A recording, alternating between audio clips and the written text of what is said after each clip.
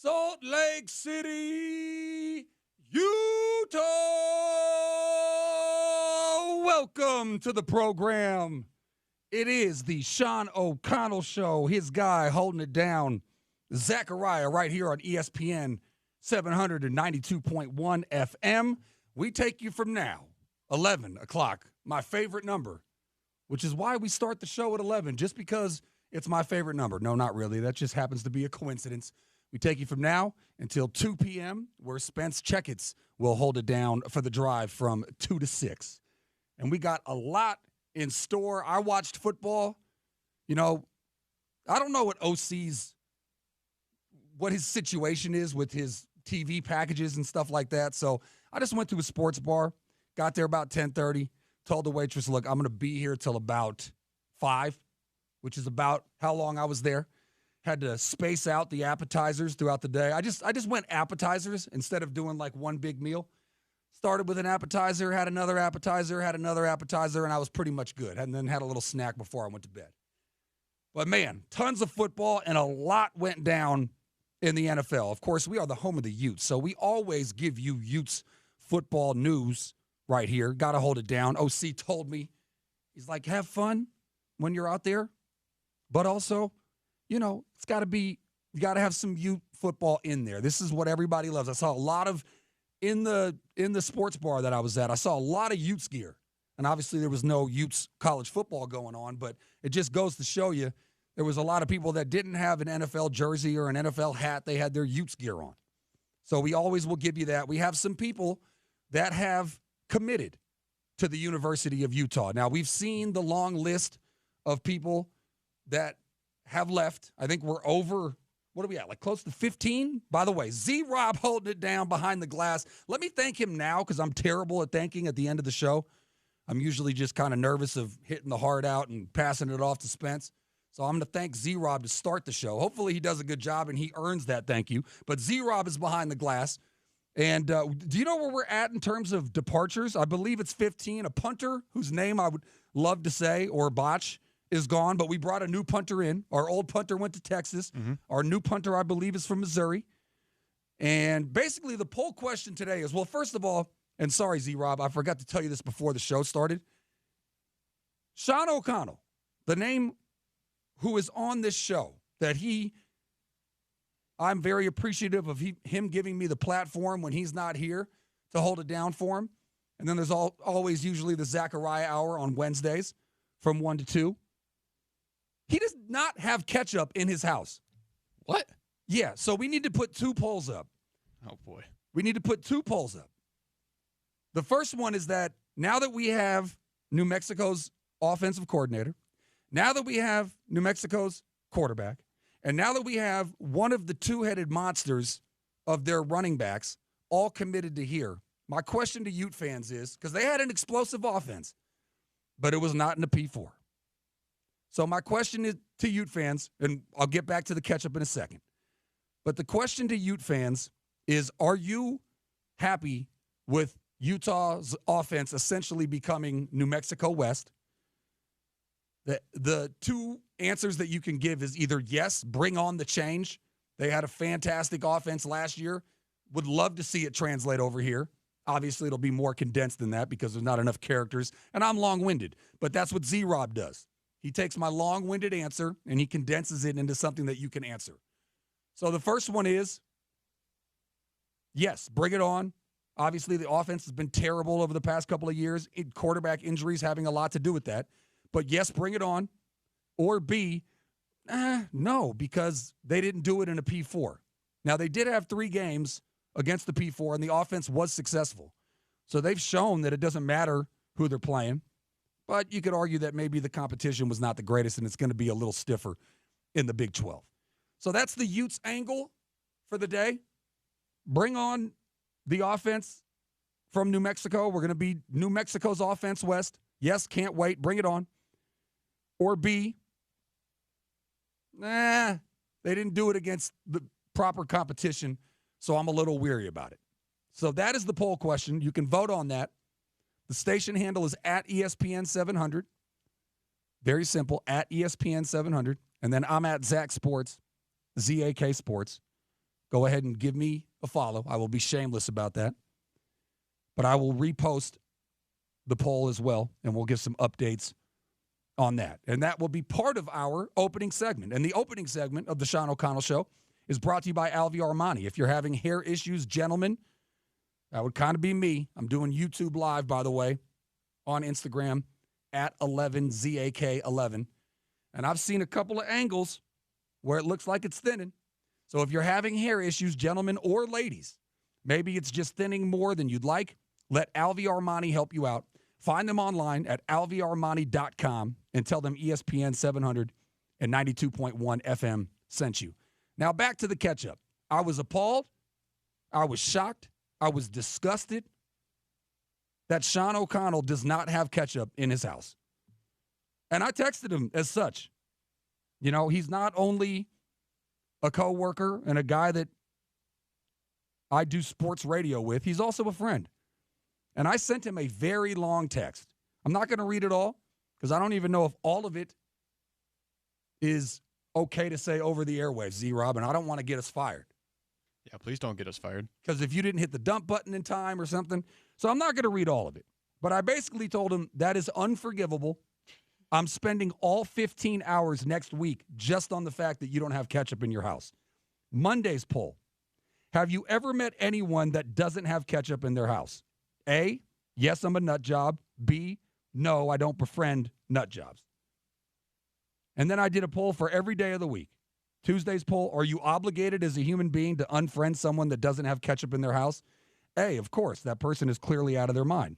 B, no, I'm also a psychopath, so I think you should remain friends with them. Anyways, kept going down the line. I did every day of the week. We're not going to do it every day of the week, but I just want for today, Z-Rob, the first one. Have you ever met anyone that doesn't have ketchup in their house? And then just put A, yes, I'm also a nut job. B, no, I don't befriend nut jobs. How can you not have ketchup in your house? That is just unforgivable. Certain things, like if you don't have ranch, I get it, you're not a ranch guy. If you don't have barbecue sauce, I get it, you're not a barbecue sauce guy. But ketchup is worldwide. Everybody, I mean, it's a staple. You can't walk into a restaurant and not see ketchup. So anyways, put that on the poll as well. I'm hoping that is 100% that no, I've never met anybody that doesn't have ketchup in their house. That's what I'm hoping for the poll, Z-Rob. And then the more important one for the Utes, it's looking like it's going to be New Mexico West. And if they can replicate the offense that they had last year here in Utah to go with the fantastic coaching, and we know that the defensive side of the ball is always going to be stout, then I'm happier than a pig and you know what. That's the way that I look at it. And I really applaud Coach Whittingham. And unfortunately, obviously the season's over now. I did get a chance to interview him on the radio when I was holding it down for OC on one of the times that he was calling fights. But when I came out for the sales party in, what would that have to have been, September? I think so. They moved around their practice schedule, so I wasn't able to have any, like, in-person one-on-one time. But I would love to talk to him about it and applaud him. Applaud Coach Witt for basically changing. A lot of coaches, especially when you've coached as long as Coach Witt, you won't get them to budge or change what they do. And we'll get a little bit more into the Bill Belichick. You know, a lot of people have come out and been outspoken now that it's all said and done. It was kind of midweek that it happened. Then the press conference, I believe, was on Thursday when I was on air. I was able to digest that. And then a lot of people reacted over the weekend. Former players, Tom Brady, Ted Bruschi. Is it Brewski? Like literally Brewski, like a beer? Or is it Brewski? Anyways, doesn't matter. They both sounded off on it and had interesting takes. I don't know how glowing any of them were. But we'll get into that as well. So, again, you can text in at any time on the Dish Pros text line, 877-353-0700. You can also call in at that number. And Z-Rob, I've been getting tweets that people have been calling in and not getting through. So I don't know if you're playing Guardian and they didn't have good enough stuff to hit the airwaves, but make sure that you have that line open, because if people want to call in and sound off, look, this show is for you. You're either driving around or maybe you're at work Hopefully you've downloaded the ESPN 700 app. But this show is for you. And so if you want to say something, you disagree with me, you do agree with me, or you have a point that you think maybe I haven't made that you think is relevant, you can call in that number as well, 877-353-0700. 2 poll questions. 1, are you okay with becoming New Mexico West with the offensive coordinator, the quarterback, and the running back? And then the second one, which is on the lighter side, do you know anybody that does not have ketchup in their house? And I was speaking with a birdie about that, and the birdie made an excellent point. Even if you don't have, like, the big ketchup from Costco, you have the little packets that you get when, you go to McDonald's or any other establishment. They give you those to-go ketchups. I have a bunch of those in my fridge just in case I don't have any ketchup. So anyways, you can vote on that too. Do you know anybody that doesn't have ketchup in their house? But as we translate, and I will read off, I think there's 6 guys that have now committed to Utah, and I'm just hoping to see. It's not that I don't think that it's good to continue to be good on defense, but I just feel like that's going to be fine no matter what. So I just hope that every time I see a transfer into Utah, it's something on the offensive side. And they have brought in a running back, a wide receiver, and a punter to replace the old punter. So we'll get to all that. But also, huge day in the NFL. Josh Allen, my God. I mean, his numbers are staggering, what he's done over the past 3 games. Both won and a loss. When I said last week, I said, Josh Allen won the MVP in a loss. When they lost to the Rams in that shootout, do you worry about the defense? Of course. Jared Goff had a day that was record-breaking in a loss, just like Josh Allen had the week before. And, man, football is just incredible. Very questionable move by what I like to call Man Gamble. His name is Dan Campbell, but he's such a rough, rugged man that talks about taking out your kneecaps and your ankles that now it became Man Campbell, and then he goes for it so much that now they call him Dan Gamble. So now I'm just combining the two and not even giving one of his government names and calling him Man Gamble. But very questionable move, going for an onside kick based on time and score. And I think he regretted it. Not only did they not get the onside kick, the Bills were able to take it all the way to, 15 or 14 or something like that before they got tackled. But Jared Goff, first ever quarterback to lose with 400-plus yards passing, was actually 494, so he was very close to becoming the first 500-yard passer.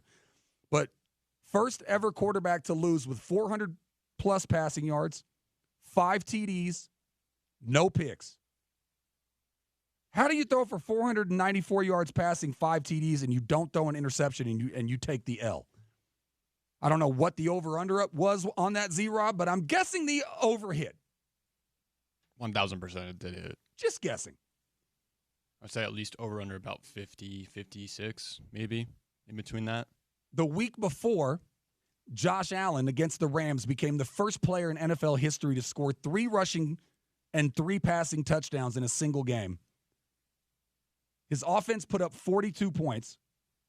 Wow, first player ever in NFL history to score 3 rushing and 3 passing touchdowns in a single game. Vic or Lamar Jackson never did that? I'm surprised at that, too. Like, we see, Lamar and Vic, a dual threat in the NFL today. Oh, I guess Vic's retired, but it is 6 touchdowns. Yeah. But I'm surprised that either Vic or Lamar, I'm trying to think who else, or like Randall Cunningham, Dante Culpepper, Patrick Mahomes, Steve McNair, Steve Young. He was a good runner. Yeah. One of the first ones to run. BYU product and somebody I don't like. See, Rob, not that people care about my rooting interests, but I was a Montana guy. And when they traded him to the Chiefs, it was kind of like your parents getting divorced, and I never liked the stepdad. He did get 1 Super Bowl, which they bought for him, by the way. If you're a Niner fan out there, just remember, Steve Young that Super Bowl was purchased. Anyways, I digress. In that Bills game against the Rams last week, his offense put up 42 points. The Bills made history by becoming the first team to lose a game while scoring 6 touchdowns and no turnovers. That's the crazy part about this, Z-Rob. The numbers are one thing, but Goff becoming the first ever quarterback, 400 yards passing, 5 TDs, the biggest part of that is the third part, which is no picks. Yeah, and I remember he also threw how many picks and still won a game? Was it 4 or was it 3? Oh, Goff? Yeah. Yeah, 4, I think. 4. Yeah. It's kind of crazy that I know all of these records are being broken by Jared Goff and Josh Allen. I know, and having done sports broadcasting for over a decade, it's pretty crazy to watch because it's very rare that you see first ever or first team ever. These are full-blown records. Well, and then the Eagles last night just won 10 straight for the first time in franchise history. Yeah. And we spent some time on that last week, Z-Rob, the whole beef. I keep forgetting the player's name that came out and basically said that they have an issue and one guy's willing to talk about it and one's not. The one that was, they were talking about Jalen Hurts, and then the one that was not was A.J. Brown. And then A.J. Brown kind of came out and said, is that what you were looking for? Is that what, or no, Hurts said, is that what you wanted? And A.J. Brown was like, all this commotion about nothing, essentially, which is, there was 2 ways where it could have gone. It could have galvanized them, and they could have went out there and won decisively against the Steelers, which they did, or it could have divided them. They tried to force the ball to A.J. Brown, or they're still beefing, and, they take an L, and it ruins their season like it did last year. You remember last year, Z-Rod? The Eagles were like 12-1 and then lost 9 of their last 10 or whatever it was. Yeah, like their last 7 of their 8. last 8. Yeah. And they lost, and they were out in the wild card against Tampa. Yeah, so it looked like it could have been a repeat of that. But credit to the coach. How do you say his last name? I know it ends in a ski. Sirianni. Sirianni. He's got to be Italian. Yep. Wonder if he's north or south. Let's try to get him as a guest. He said that that the drama or the infighting or whatever it was, he said that it reminded him a lot more of the team that almost beat the Chiefs in the Super Bowl than it did of the team last year that completely unraveled. Yeah, and it seems like they put that controversy to bed, as we know so far, but knowing the guy that A.J. Brown is, he's a good player, but he can be a little bit of a diva. Let's be honest here. Stuff can still come up. Yep. There's always something that will come up. Yep. Either way. And let's get to some of the sound from that game, because a lot of people were pointing to that Bills-Lions game as a potential Super Bowl preview, if you will. And I understand why. The Bills have looked dominant. I would be worried about the defense, but the Lions have been dominant on both sides of the ball. And that would be such a great Super Bowl, Z-Rob, for just the casual fan. Your Broncos, congratulations. Looking solid, looking like they might get into the playoffs. So you have your own rooting interest. My Dolphins, their season is now over after their loss to the Texans and Tua. Once again, we paid that guy $500 million. Hey, you're still in the hunt, though. Still in the hunt. What's our percentage? I think you're second or first. What do you mean? Hold on, let me pull it up. Yeah, pull that up for me, because I'm pretty sure our season's over. And anyways, Tua, I love him when he's great, but that guy needs to be playing in Florida weather. He was in a dome, so there shouldn't be much of an excuse. But he's just not a guy that's going to be able to win on his record in sub-40 temperatures or against teams with winning percentages over 650 or whatever is terrible. So their season's over, but what a Super Bowl that would be if it was Bills-Lions. First of all, by the way, take the over. What's that? 4%. Yeah, 4%. Come on, man. You just teasing me? You messing with me? Let's not get off on a wrong foot, Z-Rob. It's Monday. I want to have a good show. Don't tell me that we're still in the hunt. The Dolphins season's over, just like the Niners season is over.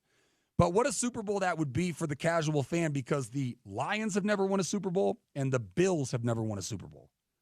I don't even know if the Lions have been. They had championships prior to when they were calling it the Super Bowl. But I don't even know if they've been. They have not. Since the Super Bowl started. Now, we know the Bills went, 4 years in a row?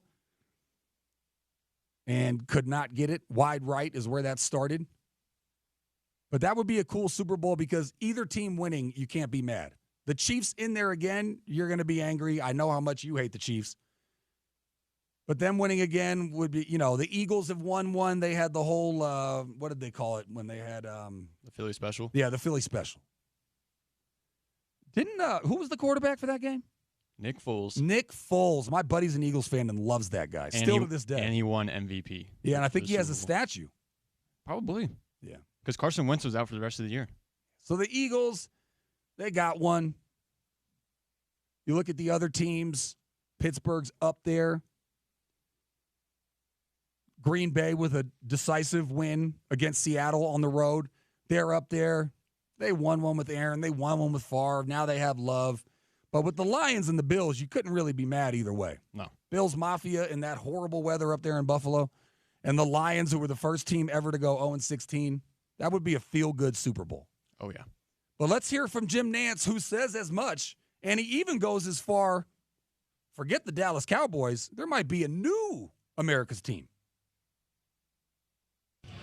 This game, I think, is going to be played back again on February 9th. Okay, I do. And for today, there's a lot on the line for both sides. But I think they're playing for the right to be the next crowned America's team. That I like that. I love. That's good stuff right there. Now, we all know they called the Cowboys America's team. I don't know why. They haven't won anything since Jimmy Jones had a power trip with Jimmy Johnson. They did win one after he left, but that was basically Jimmy Johnson's team. They're just America's team for I don't know what reason. Just great marketing? I guess. But they have not really been relevant to earn that title. It's one of those things where the fan bases, there's certain teams that across the United States, even if they're not in close proximity to that team, they have a huge fan base. It's like Yankees, Notre Dame, the Dallas Cowboys, the Lakers. We could make a list of that. Can't think of one off top other than that, but just fans everywhere. Celtics. Yeah. Well, Lakers and Celtics make sense. That's basically how basketball got popular. Yeah. Before Magic Johnson and Larry Bird, they were playing finals on tape delay. Mm-hmm. Couldn't even watch it live. And then Magic and Larry just took the whole world by storm. It was like the most beautiful, perfect thing. They played in the national championship, Michigan State and Indiana State. Look up. I was not alive. Look up where Bird went. I think it was Indiana State. Definitely wasn't Indiana, and it wasn't Indiana, so probably Indiana State. But Michigan State, Indiana State, they played in the college national championship and then got drafted 1-2, and then basketball just took off. So I understand that.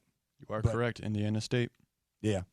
Okay, so later in the program, we're going to get to some of the sound from Man Gamble doing a very early onside kick. 10 minutes to go, or 10-point game, 11 minutes to go. Oh, no, 10-point game, 12 minutes to go.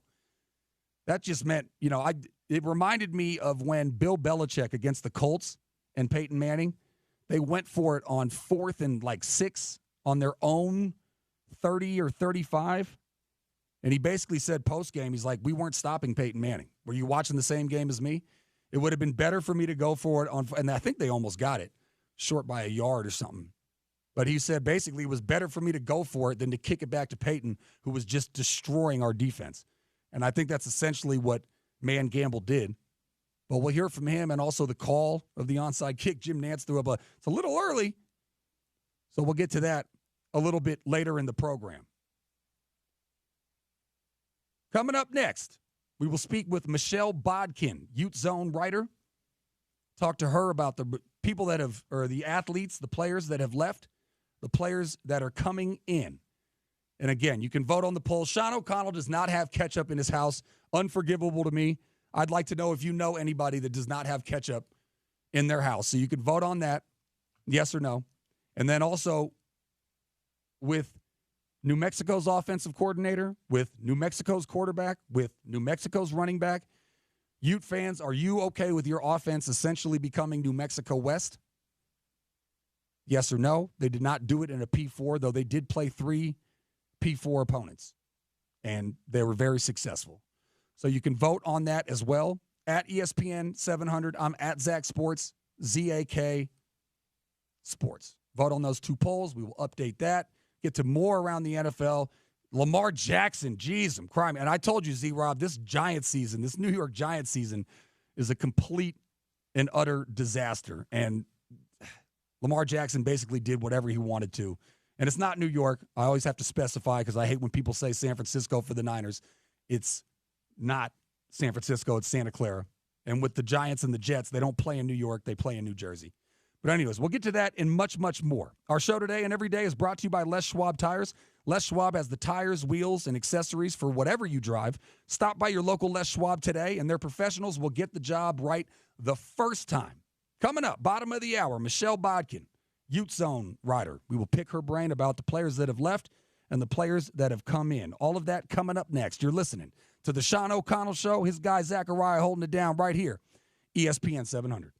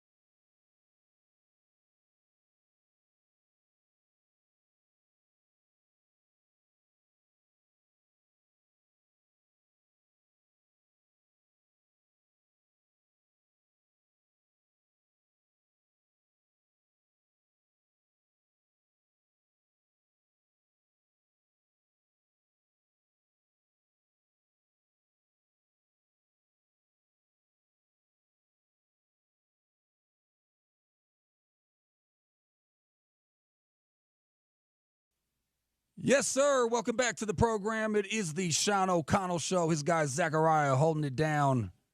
I did it Monday through Friday last week. I'm doing it Monday through Friday this week. And it sounds like I'm going to be on remote Wednesday, Thursday, Friday. I don't know if that's a sign that they're sending me, that they don't like me here. Just get out, go do something somewhere away from us. I'm just kidding. It's all for the program and the show and the station. So I'll give you details on that, where I'll be Wednesday, Thursday, and Friday. I will be live on remote. Come down and see me. Had a couple people see me when I was at the car dealership. That was fun. Shook some hands, kissed some babies, all that good stuff. And usually we have stuff to give away, either tickets. We had pizza when I was on remote down there. But coming up at about 11:45, 11:50, depending on when we come back, it's what I love to call FIF. F-I-F, fun in the 40s/50s. That's why I go around the wacky world of sports and give you some headlines that I saw that I think would be interesting to you. It can't always be X's and O's. My job is to entertain, give you information, but also entertain. So I like wacky stuff. You could probably tell by now I'm a little bit of a wacky guy. And I don't know how much of a wacky girl my next guest is, but it's Michelle Bodkin, Ute Zone writer. Follow her on Twitter. What a handle she has. So much better than my at Zach Sports, ZAK Sports. Hers is Bodkin is a boss, at BODKINISABOSS. Michelle, welcome to the program. Thank you for joining me. Thanks for having me, Zakariah. It's good to talk to you again. Yes. And I just want to let you know, my middle name is Boss. It's not B-O-S-S, it's B-O-S. Okay. And I believe it's from the Netherlands. I have to check on that. I think it's my grandmother's maiden name. But I'm a boss as well. At least, well, there you go. At least in terms of my government name. Okay, let's talk some Ute football. My poll for the day, I'm going to kind of go micro and macro with you, but my poll for the day is with the offensive coordinator, the quarterback, and now a running back. Utah's offense is looking like it's going to be New Mexico West. And is that a good thing based on the fact that and now a lot of this had to do with quarterback injuries, but the offense has been, to be harsh, deplorable. So is this a good thing for Ute fans? Should they be excited that essentially they're looking at their offense being New Mexico West?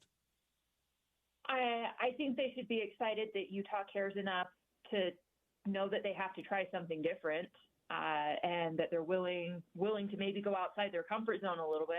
I think that's the biggest takeaway for me is, as you mentioned, injuries played a huge part of it, but I think the way that college football has changed has also played a role in what we've seen offensively from Utah. You can't have a complex system that guys have to come up through the program to learn, not with the way that you have guys coming in and out every year with the transfer portal. It makes a lot of sense to make the changes that you're making. Hopefully they work. And I mean, you look at what Jason Beck has run at New Mexico this past year. It was very dynamic. It was exciting. It was a lot less boring than what Utah was trying to do. And obviously that helps when you have your starter available to you at quarterback, who is now going to be most likely the starter at Utah. Of course, we're talking about Devin Dampier, but it's at least a start. Now, does it work? Does it work at this level? That all remains to be seen. But I think the thing that fans should be excited about is that this staff realized there needed to be a change, and they went ahead and they did it. I'm going to ask you something that's kind of putting you on the spot. You don't have to say anything on record. You could say allegedly. You could say speculation. But I got specifically, I've read different articles, but I got a text on the text line that said, we need help at quarterback anyway. Wilson was a diva and a problem in the locker room. Trust me, I have my sources. That's from 801-455.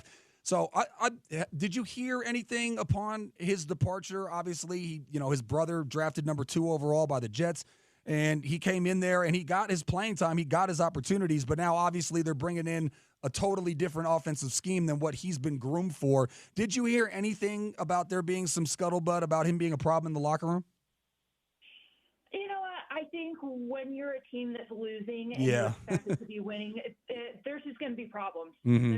And I don't know that it was necessarily just him, but I've been in a locker room. Like, I've literally worked for a team in a locker room where wins were not coming easy and guys just didn't get along in those cases. Things are a lot more forgivable when you're winning. Mm-hmm. So, whether or not it was specifically him or a bunch of guys, I believe that there were issues in the locker room. There's just no way that there wasn't because of the record and the way that things were going, especially comparative to where everybody thought they would be.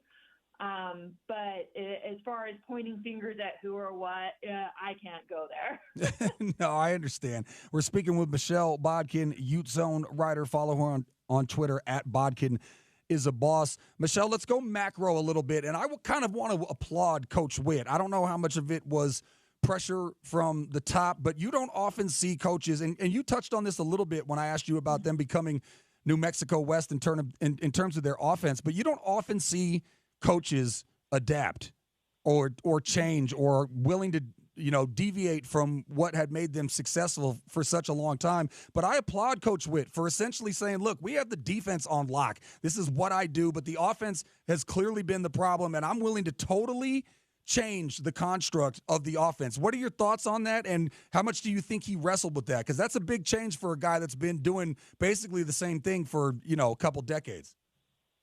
Oh, absolutely. And I think to your point, we're seeing a lot of people of Witt's stature, his peers are starting to kind of bow out of college football because it has progressed to a place where they're maybe a little bit unwilling to try and change or adapt, or maybe it's not even so much unwilling, but it's just not what they grew up knowing and understanding as far as college football goes. And so, to have someone around that is as old school as Witt is, but still is smart enough to know that you either have to adapt or essentially be taken out, be killed. And he's kind of alluded to that before in the past, with various different things, specifically with like NIL. You either adapt or your program tanks. Mm-hmm. And that's just kind of what it is. Now, I know that fans kind of debate about, well, how much does he really adapt? How much does he really change? And I think the fact of the matter is, compared to a lot of his peers, I think he has actually done a very good job adapting and changing things up, switching things up when he's needed to. Now, is it as good as if like a 30-year-old took over the program or a 40-year-old took over the program? Maybe not. But comparatively speaking, I think he has been a lot more willing than most of his stature to make those changes and to continue on. Fingers crossed, having some success in college football with how rapidly it has been changing. Yeah, and to your point, Nick Saban, who I constantly bring up because it just stuck with me so much when he said it, but he basically got the heck out of college football because of the transfer portal. What he talked about specifically was it's impossible to have depth because the guys that are not starting are just like, well, I'll go start somewhere else. Whereas before, when you get the commitment, the penalties for transferring were so big that guys stuck around and you were able to have depth if a guy went down, which leads me to my next question, Michelle. They seem to be so bit by the injury bug. And I just wonder, is that just bad luck? Is there anything that you can do as a program? Are there certain programs that never have injuries and they just got lucky? Or is it a style of play that you can sort of teach? Specifically, a guy like Cam who always wanted to extend a play, never wanted to give up on a play, but that led to a lot of his injuries. Do you think there's going to be a change in philosophy in terms of encouraging guys to play in a way where you don't put yourself in a position where you're going to get hurt? Always going to be encouragement to try and play smart, but I think that's also something that's easier said than done, right? I mean, I know I grew up playing sports, and when you're in the middle of action, you're not thinking about, oh God, well, I got to like duck or get out of the way or slide or, you're going after to make a play if you're a competitive person. Now, if you're a bubble wrap type of person, then maybe sports just aren't for you, and that's not something you should be doing. But injuries kind of are a part of sports. And again, that's not that they don't try and encourage them to be smart, but that's just not really what you're thinking of in the moment. That was never what I was thinking of in the moment when I was playing. So, I mean, there's that piece of it, but I think you have to kind of start going through and looking at, how do we practice? How do we deal with injuries from a medical standpoint? How do we strengthen condition to try and eliminate as much? Do we need to start looking at nutrition maybe a little bit more? I think there's a lot of places that Utah can look at and maybe try to tweak, maybe get some ideas from other programs that maybe had a similar kind of, I want to say period of having injuries, and then maybe they've had a big turnaround and they've really cut those back. Ask questions, look around. I don't think anything is untouchable at this point in time, because there have been quite a few injuries as of late, and kind of more serious injuries that feels a little bit unnatural or unnormal. So I think you have to look at everything and whether or not they can kind of figure out and hone in on what exactly has been causing this. It will be interesting again to watch, but I think you do, as a program, have to ask a lot of questions, and you have to kind of look into everything in all these little areas, whether it's, again, how you practice, how your training staff treats people, medical, strength and conditioning. You have to look at all of it.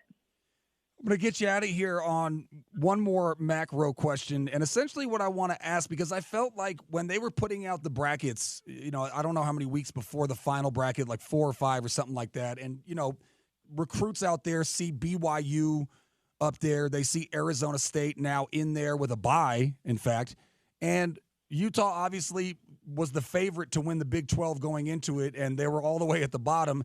How much do you think the past couple of years, they were able to get a bowl game 2 years ago, which to me was a miracle and a credit, and just shows you how good Coach Witt is. He's basically had no quarterback play the past couple of years. Do you think recruits factor that in and go, Utah's still an amazing program, they just had a bunch of injuries, so they were down and out the past couple of years? How much do you think the recruiting class is going to be affected by seeing BYU and Arizona State up there and Utah so far down?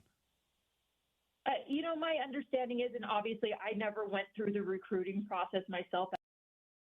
I did, but having worked for a recruiting site and talking to people that talk to these kids all the time, they look at things, I think, a lot differently than fans do. And so, when your program's doing not so great, fans tend to freak out. Oh, it's going to tank our recruiting class. It's not going to be as good. Kids aren't going to want to come here. And a lot of times that's actually not really the case. Those kids, they see opportunities. They see an ability to be able to come in and get the program where it needs to be. Well, you know what? They're struggling because they didn't have me, and I think I'm really good, and I think I'm really great, and I can be one of the people or the person that kind of helps, push things along and get this program where they want to go. So I think to a certain degree, yes, there are certain kids that are going to, maybe not want to touch you because you're struggling, or because they want to go play for the shiny new toy. I mean, you see that all the time, and that's fine. That's their prerogative. But you also have the kids that want to go in and fix something and have their name be in the record book, whether it's at Utah or some other program, as being the reason why that things turned around and things got fixed. So to answer your question, I'm sure for some that factors in, but I think for other kids it doesn't. And I think the surprising part is a lot of recruits don't necessarily look at things quite like that. Yeah, well, I'm going to be positive, Pete. It's rough having to say turn this program around. You have back-to-back Pac-12 championships, and then the last 2 years it's just been a struggle. I can't help but point that if you don't have the most important player on the field, of course you're going to struggle. But I'm going to be positive, Pete, and bringing in Jason Beck and, quarterback, running back, if you can take that offense, because if you look at the numbers, Michelle, it's crazy. If they had just had a subpar offense, they probably would have won 3 or 4 more games and gotten into a bowl game, even without having their main quarterback. So I'm going to be optimistic moving forward into the new year. Michelle, I appreciate your time so much. Love your work. Ute Zone writer. Follow her on Twitter. She's got a great handle. Follow her just for that. Bodkin is a boss. Michelle, thank you for your time and enjoy the start of your week. Thank you. You as well. There you go. Michelle Bodkin. Good stuff as always. Yeah, look, we've said it over and over. Defense is not the problem. Complete overhaul on the offensive side. If you can get those two, that coaches always talk about complementary football, 3 phases of the game, offense, defense, and special teams. Well, they haven't had one of those 3. They've been operating at 66.66% for the past couple of years. And again, a lot of that is injuries to the quarterback, but also it was time for Coach Witt to take a look in the mirror about the offense, and kudos to him for pivoting and completely having an upheaval on the offensive side. And again, if they can match some semblance of a decent to above average, hopefully good to great offense, to go with a phenomenal, unbelievable, God bless you, can't believe you're still this good based on how bad the offense has been, then you're cooking with gas. And then we don't have to worry about recruits not seeing, Utah at the top and seeing them at the bottom of the Big 12 rankings. All right, coming up next, time to have some fun. We call it Fifth, an ode to Dave Chappelle and his show. He had a funny skit about pleading the fifth, as in not testifying. And so we have fifth from that. He said fifth instead of fifth. So we have fifth, fun in the 40s. We will do that next. You're listening to the Sean O'Connell Show. His guy Zakariah holding it down right here, ESPN 700.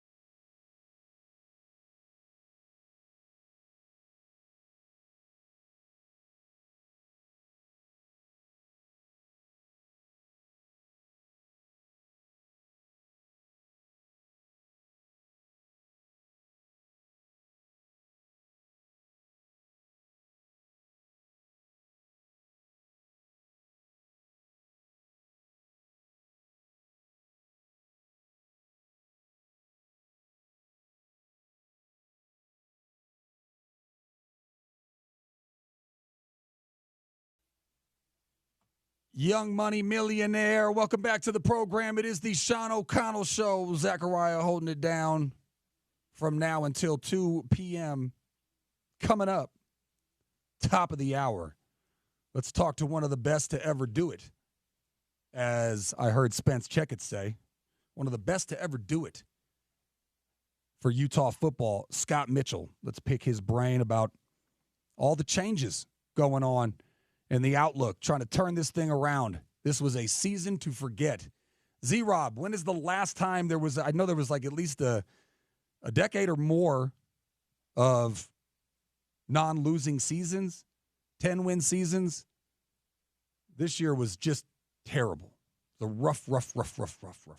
Got off to a decent start, but I could kind of tell from those wins, they were a little bit ugly, if you will. It's not like they were winning very decisive game. So anyways, we'll talk some Utes football with Scott Mitchell in the PM portion of the program. But right now it's time for Fifth, Fun in the 40s, go around the wacky world of sports, the bowl games. I'd be interested. Maybe we'll do that sometime this week, Z-Rob. Talk about the bowl game. Do you really care about any other bowl games that are not the playoff? Anyways, one of those bowl games is the Pop-Tarts Bowl. Who doesn't love Pop-Tarts? If your favorite flavor of Pop-Tarts is not the frosted strawberry, I don't know what to tell you. That's pretty much the only Pop-Tart I can have. The other ones are good. Of course, I'll eat them. But there's times where I'll probably say no to a Pop-Tart unless it's frosted strawberry. But anyways, the Pop-Tarts Bowl, last year, they had a trophy that had slots for Pop-Tarts. But listen to this audio and see how they improved it for 2024. Bowl is upping the ante this year. The winner of the bowl game between Iowa State and Miami will win a trophy that is also a dual threat. Listen to this. Yesterday, officials unveiled the new Pop-Tarts Bowl trophy, and this time it has a working toaster built in. That is amazing. Last year, last year the trophy did have two metallic slots where you could insert the Pop-Tarts, but it was all for show. But this year, thanks to a partnership with GE Appliances, the winner will earn a warm, sweet victory with the post-game snack. Iowa State and Miami will play for this toaster trophy. That is awesome. Question is, where does that go? I have a bunch of questions. Who gets the trophy? Just the coach, or is it just in the building, in the facilities of either Iowa State or Miami? Which should be a decent game. I think. Oh, yeah. I wonder what the spread is on that. Miami should have made it to the playoff. I mean, they lost two of their last three games, and they were ugly losses. I was at that Miami-Cal game. I left before the complete unraveling of a huge lead late in the third quarter. So they could have lost that Cal game very easily. Probably should have. I'm a big woulda, coulda, shoulda guy. Some people don't like that. A lot of my friends make fun of me because I always said, well, it shoulda, but it didn't.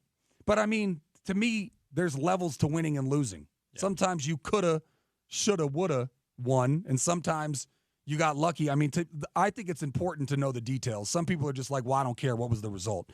But they should have lost that Cal game, and then they lost two of their last three. But I think Miami, Cam Ward, and at some point during the program, I'm going to talk about already they're having mock drafts, even though the season's not even over yet. But he's going to go top 5 for sure. Miami is -4 in this game, by the way. I like Miami to cover whatever. You could have said Miami -12.5, and I would take Miami. I like Miami in that game. Iowa State's a really good squad. That's true. I know. For sure. And we know well. Rocco's coming back for next year, so yep. There you go. Yep. So anyways, how cool is that? And then my other question is, Is it like battery operated?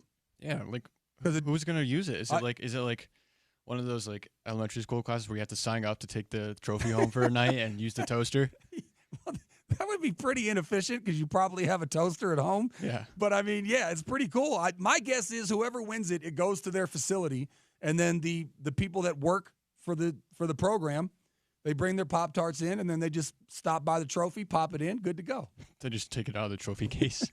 Yeah. I wonder where they're going to go from here. Anyways, this is some sound from Lamar Jackson. Now, I feel like this is a phenomenon that just happened this year, or maybe I'm just noticing it, and it's happened a bunch of times. If you remember, I believe it was Monday Night Football, Lamar Jackson had to leave and go to the locker room because he had to go number 2. And I've heard some crazy stories about people just doing it, and I don't know what happens if they change their I don't know. There's a lot of crazy stuff that goes on. I assume that if you're a player, you've got to get yourself into a routine where you take care of business in the bathroom either before or after, like you're on a cycle so that it doesn't happen during the game.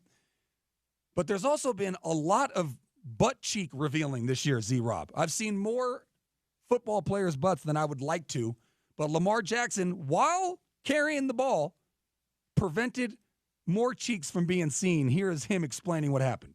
Staff where it looked like you're maybe having to hold up your pants. All right, so look, they was asking me that, so I'm like, I felt like wind was touching my butt, so I was trying to keep my tights up for real. I feel like the tights just like got a little loose or something. I don't know. So I was like just trying to keep my pants up, but that's all it was. It was too cold out there. Like, what? Too cold. Or you just don't want your butt shown on, national television. Anyways, that was good stuff. And kudos. May more players be aware. You have 2 hands, so you can have one with the ball. That's what Lamar did. I know you're supposed to have ball security, but kudos to him for keeping his pants up. As I said, top of the hour, we will speak with Scott Mitchell, talk all things football. I'm tempted to play Xavier Legette talking about the fact that he eats raccoons. Again, played it last week, but I got a text message from a vegetarian, and they thought that it was not proper that I do it. Like, I understand if you're a vegetarian, that's fine. But this man happens to not be. What he's doing is not illegal. But I've just never heard of many people eating raccoon, and any guy with that sort of accent and the way that he delivered that, to me, it's absolutely radio gold. So maybe we will play it sometime throughout the week. But, yeah, I got a very vicious text message on the text line saying I'm a vegetarian, and I don't think that you laughing at him eating raccoon is funny. Well, I think it's funny, And, again, not illegal. But let's go out to the one, the only, Jeff Dunn from Farmer and Chemist. Jeff, how you doing today? I'm doing great. How are you? Jeff, I want you to tell the people, because I think when people hear CBD or they hear things to treat their muscle soreness or arthritic pain or sleep deprivation, I feel like they get a little bit worried about what's in it. But at Farmer and Chemist, trust is key. The F&C products are approved by the state of Utah. And so just talk about how what's in it is not bad for you. You make sure that you run tests, you get it approved, and just what it can do for the people and why they should come see you. Absolutely. As pharmacists, we definitely follow the science. So all of our products are tested, third-party labs, as you mentioned, registered with the state. So high quality, super pure. And that's one of the unfortunate realities in this space is there are some things on the market that don't have a lot of CBD in them or have other things, and they're not really controlled for pesticides, herbicides, things like that. So you're right. All of ours are super pure, tested, and we want people to come in and feel comfortable with anything they're trying with us, and we'll talk through uses, routes of administration, all of that kind of stuff, and yeah, just would love to have some people come talk to us. Yeah, and I'm sure the majority of the people that are listening out there are probably dealing with some sort of pain in some part of their body and probably aren't getting the best sleep, and you guys always also take care of pets. So if they go down there and they said, Zakariah from the Sean O'Connell Show and ESPN 700 sent me down there, tell the people what sort of deals you got going. If anybody mentions ESPN 700, either when ordering online or in the store, we will take 20% off of the order. And then we have other holiday specials going on throughout the month of December. So, yeah, it's a great time of year to try something like this. Great stocking stuffers, great gift ideas, and CBD works for pets just like humans, and so a lot of opportunities to kind of use this time of year and discounts to try something. Yeah, and like I said, I'm sure the majority of the people out there, I know me, I got, it varies from the ankle to the knee or maybe the back or whatever, but most people are dealing with something, and you guys can take care of them. Jeff, thank you so much for your time. Enjoy the beginning of your week. Thanks, you as well. There you go, Jeff Dunn. Go see him. Farmer and chemist. Make sure you say that Zakariah, the Sean O'Connell Show, ESPN 700, sent you down there. They will take care of you. And again, I had a German Shepherd that was about 14 years old, and thankfully he didn't deal with a lot of hip pain throughout his life, but as he got older, he did. So rest in peace to my German Shepherd, Nash. But if he was still around and he was dealing with some pain, I would definitely go check it out. And then just for yourself, if you're not getting the best sleep, they can help you out. And again, all of the products are tested and made sure that there's nothing bad in there and everything good for you. All right, coming up, top of the hour, 1 hour in the books, 2 more to go. The PM portion of the program, we will talk with Scott Mitchell, everything Utes football. And I'll talk a little NFL with him as well, as he had one of the more fascinating careers in the NFL with both the Dolphins and the Lions. So we'll talk to him about that and much, much more. All of that coming up next. You're listening to the Sean O'Connell Show. His man, Zakariah, holding it down right here, ESPN 700.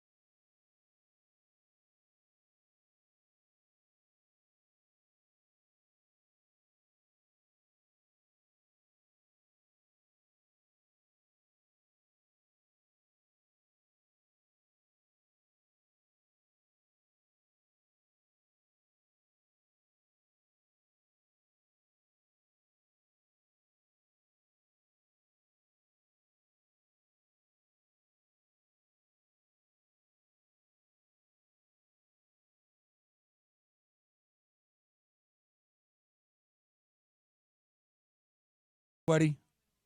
I used to be very insecure about that as a kid. But I'm not nervous. I'm calm and ready to drop bombs. Welcome back to the program. 1 hour in the books, 2 to go. It is the Sean O'Connell Show. This guy, Zakariah, holding it down right here on ESPN 700 and 92.1 FM.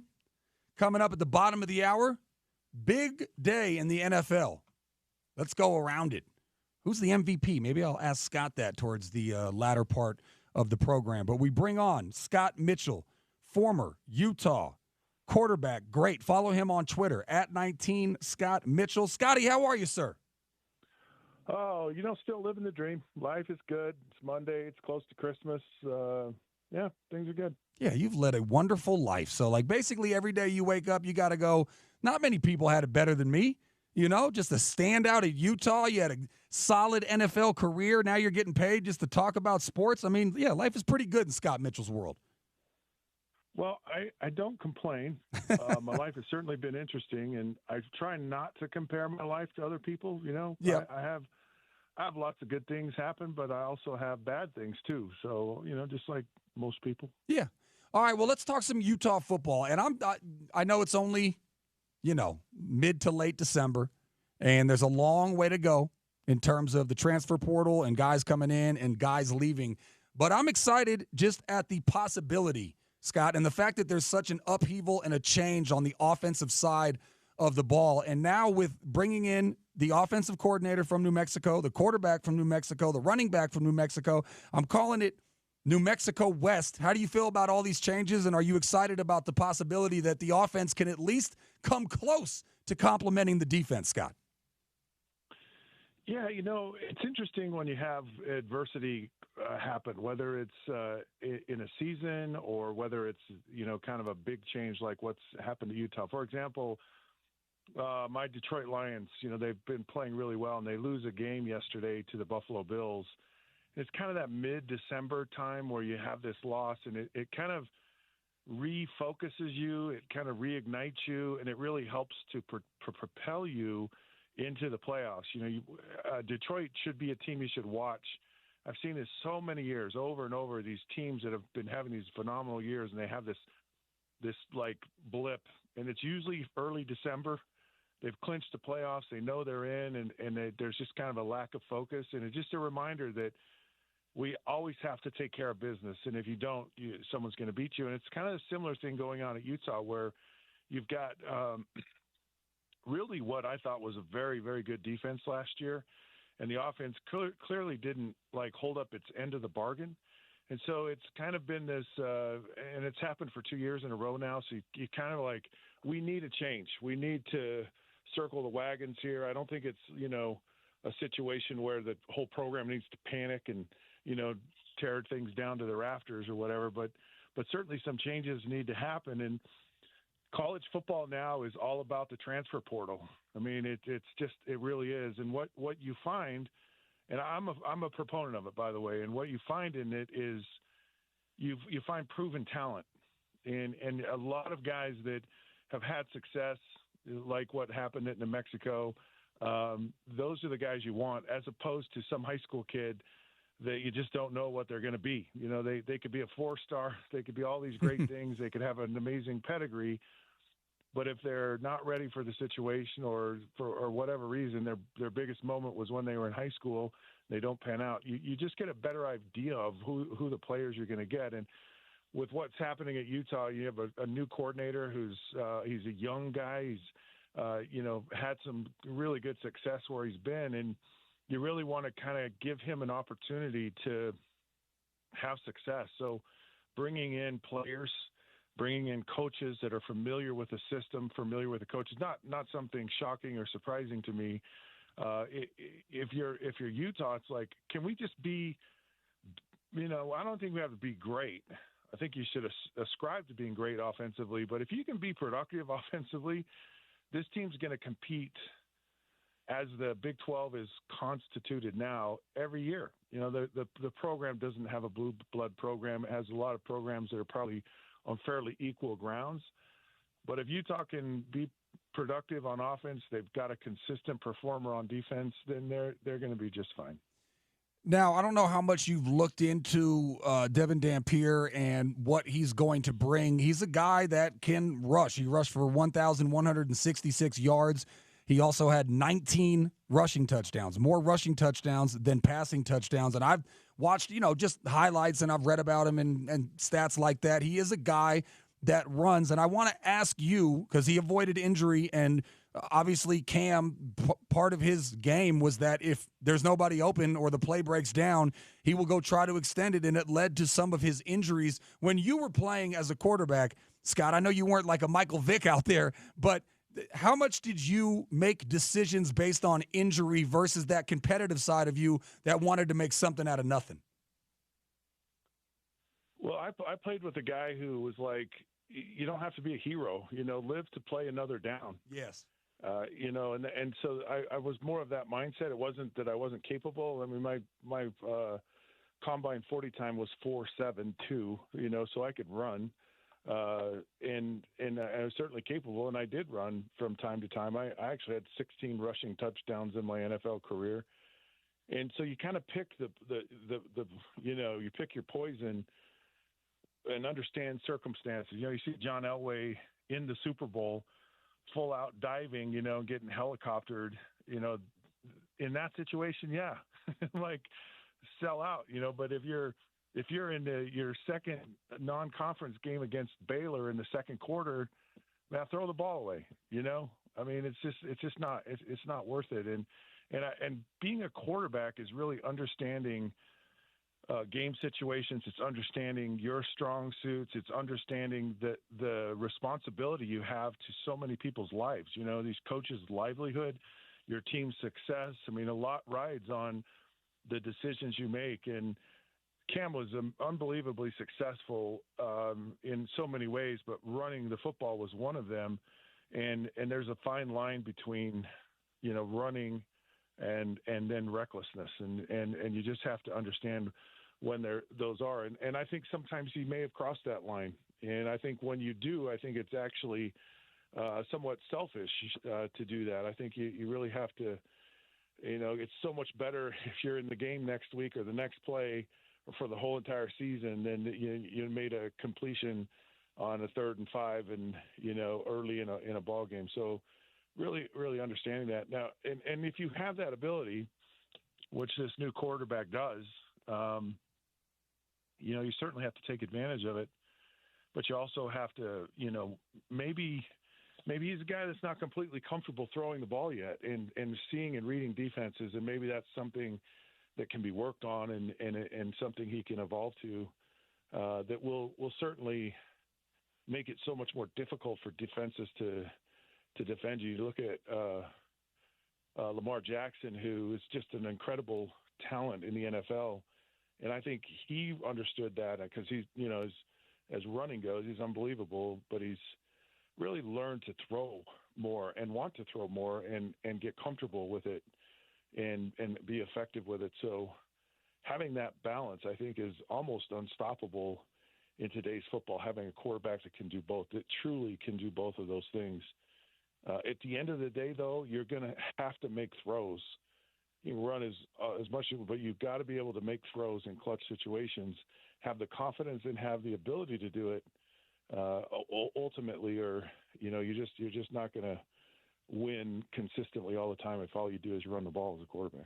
Yeah, I think you said it best, Scotty, when you said live to see another down. Talking with the great Utah great Scott Mitchell right here on the Sean O'Connell Show. His guy Zakariah holding it down right here, ESPN 700. And Scott is brought to you by Larry H. Miller Chevrolet Murray.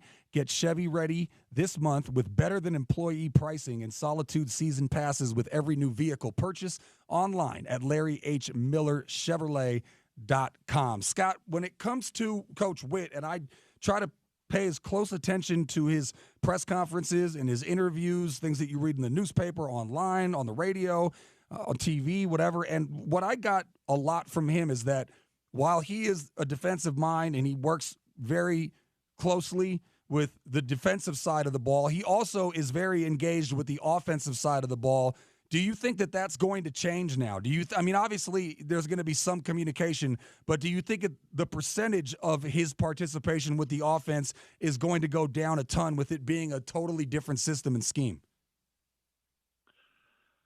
I'm sure his involvement and his, overview of the whole team. I don't know that really changes. I mean, Kyle's a guy that has been doing this for a long, long time. He's very comfortable with, his style of coaching. He's certainly going to have his handprint on accountability and, are you guys getting the job done? But he's smart enough, and he's been a coach long enough to know that you got to hire the right people, and you got to give them the resources and give them the room to develop and to grow. I don't think there's a coach out there that wants someone with, someone with a thumb on them all the time, kind of, questioning or asking or wondering. Clearly there's that. I'm sure they have meetings and staff meetings, and they have updates and all of that. But,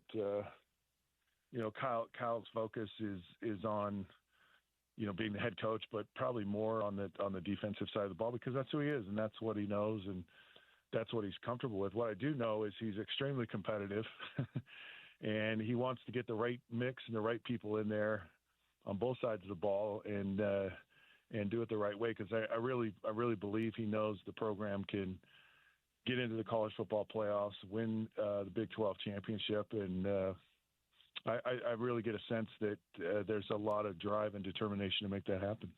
Let's talk a little NFL here, Scott. You mentioned your Lions, who are just getting decimated by injuries. I saw at least another 3 people on the defensive side that are out for the year, including their top defensive tackle. But let's talk MVP here a little bit. I thought Josh Allen won the MVP last week in that absolute shootout against the Rams when they lost. I thought he won the MVP in a loss. Then he goes and has another game like he did last night. So the list is probably 4 people, I would say. Josh Allen at the top, Saquon Barkley, who might break the rushing record. I know the MVP usually goes to quarterbacks. Lamar, who had an amazing game against the lowly Giants, who might not win a home game, but he had a great game. And then you have Jared Goff, first ever quarterback to lose with 400 passing yards, 5 TDs, and no picks. What do you make of the MVP race thus far? Yeah, those are great picks, and so much of it is perception. And, you have a guy like Lamar who's won it before, and it's almost like, it's like playing with Barry Sanders. You'd watch greatness every day, and it just got to be normal. And I think you kind of go, I don't really appreciate how amazing that run was right there, and because you're around it all the time. And so the familiarity to it, it kind of taints your brain a little bit. And I think Josh Allen is one of these players that really probably has elevated his game play, and so he's playing at a super high level. I think you could say the same thing for Jared Goff. Is certainly understanding how to win football games, and I think he's a guy that's really elevated his play. So I think people perceive that as, well, that's the MVP, and I don't know that they can fully appreciate the greatness. I think it's a little hard for running backs. I mean, Saquon has been such a huge asset to the Eagles, and really, he may be the savior of the running back position, because it was kind of on the outs, and he's really, along with a couple of other guys, have really kind of said, hey, wait a minute, we're still here, we're still viable. But I think the game and where it is today, it's certainly a quarterback's game. So I wouldn't be surprised. It just feels like it's probably Josh Allen, and he's such an amazing talent. And I don't know, you could pick one wrong out of all those, but I think if I was picking, that would probably be the guy I would pick. Gotcha. I want to ask you about something that made headlines Thursday night and Friday morning. The Niners, Devondre Campbell, he got suspended for 3 games. Scotty, I think he would have been cut, but I think they're going to try to get a little bit back from his $3.35 million signing bonus. And I think that's the only reason why he got suspended for 3 games and not just outright cut. But have you ever had a player quit like that in the middle of the game? He was obviously disappointed with his lack of playing time, but look, linebackers that are better than him came back from injury, and they were doing a fantastic job in a disgusting 12-6 loss. But what are your thoughts on Devondre Campbell just basically saying, I don't want to go in the game? And all your time playing football, did you ever have a guy quit in the middle of the game, suit up, and then refuse to go in? I'm trying to think off the top of my head if I've ever been in that circle. I certainly know guys have been frustrated and disappointed. I could, include myself on that at times in your career. And, the reality is it's such a special opportunity. No matter, how frustrated you may get, your time is so limited. It's so precious, being able to be on the field and stay on the field. It's a hard spot to gain and a hard spot to keep, maybe even harder to keep. And so, unfortunately, it's kind of that way. But having the right attitude about it and kind of airing your grievances in quiet and behind closed doors is a much better way to do things. I've just seen guys who've been disgruntled and it just never turns out well for them. I'm trying to think of who because what happens is they go, why would we want this guy on our team? Some new team, A lot of times it's like I don't want that attitude. I don't want that headache. I don't want. I've seen some. I think of Antonio Brown. He's certainly a guy that walked off the field and yet he was so talented. I think people were willing to give him, a second, third, fourth chance just because of the talent level. And also, I think some people think we can control because of our culture a guy like that, and he won't act like that around us or with us. And I think a leopard, doesn't lose its spots, kind of thing. So. That's nice thinking there, but you never win in that situation. And there's something about this gratitude and appreciation for the opportunities you have. And it's hard when you're a young guy to fully grasp how special and precious the opportunity is. But if someone with some experience, sat this guy down and said, all right, let's think about a little bit about what you're doing here and realize how valuable these chances are. I think they talk some sense. A lot of times it's just a young guy being over emotional about things and maybe not thinking through what the best situation is. Scotty, we'll get you out of here with a question from my producer. Z-Rob's got something for you. Go ahead, Z-Rob. Yeah, Scott, we're in week 16 now, almost end of the regular season. How would you view the performances of all the rookie quarterbacks so far? Because I know this was a really heavy quarterback draft class coming in this year, and now we have another one coming in for this draft as well. How would you rank these quarterbacks right now and performance, underperformed, all those? Rank? Oh, wow. That's a lot right there. I think what's interesting is the ebb and flow of play, right? I mean, Jaden Daniels was just like, he didn't even look like a rookie early on in the season. And, and yet, Caleb Williams has kind of had an up and down situation. And I think going into the season, man, he was the guy. Everyone's like, this is a can't miss guy, and I still don't think I don't think he's a miss guy because I've watched him play, and he's certainly got a lot of talent. And Bo Nix, is another guy who really, I think, benefited from being in a good situation with a coach that probably fit his style. But watching him, he's been playing really great of late. And then all of a sudden yesterday kind of struggled a little bit. And it's that ebb and flow. The season's long. It's a massive grind physically and mentally. And when you're a young guy, it's a lot to live up to. And especially as a quarterback, because you got so much thrown out at you just, on the field, but also all the off the field handling, the media and dealing with just everything you have to deal with it's a monumental task. These guys are so well prepared physically, mechanically. These guys work so hard with coaches and they've got good understandings of the game, but it's a lot to throw on a young guy. And I thought for the most part, they've handled it pretty well. I would say the guy I was probably most surprised by was Jaden Daniels just early on how well he played. I've said this before the season started. I said I believe the guy that will have the best year will be Bo Nix just because of I've actually talked to most of these guys personally and interviewed them, and I was just really impressed with Bo Nix's maturity and how he handled things and how he grew as a player each year when he was at Oregon, and just felt like he was really probably the best prepared just across the board mentally, physically to handle. And then I think he got with the right coach in the right situation. And so I'm not overly surprised at how well he's played this year. But I think all three of those guys are certainly guys that, will be around for some time, and it'll be fun to watch what happens in year 2 and 3 and where they go with things. J.J. McCarthy's, it'd be interesting to see what happens at him. He was injured, and he might have been a guy who did really well. And now you have Sam Darnold who's come in, and Minnesota's having a lights out year, and he may not get on the field next year. I mean, who knows where that all goes?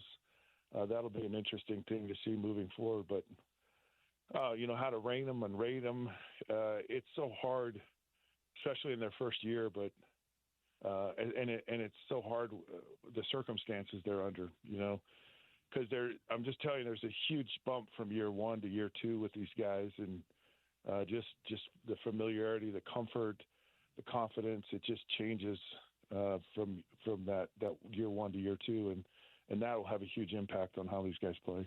Utah great Scott Mitchell. Follow him on Twitter at 19 Scott Mitchell. Scotty, I'm in town until Friday.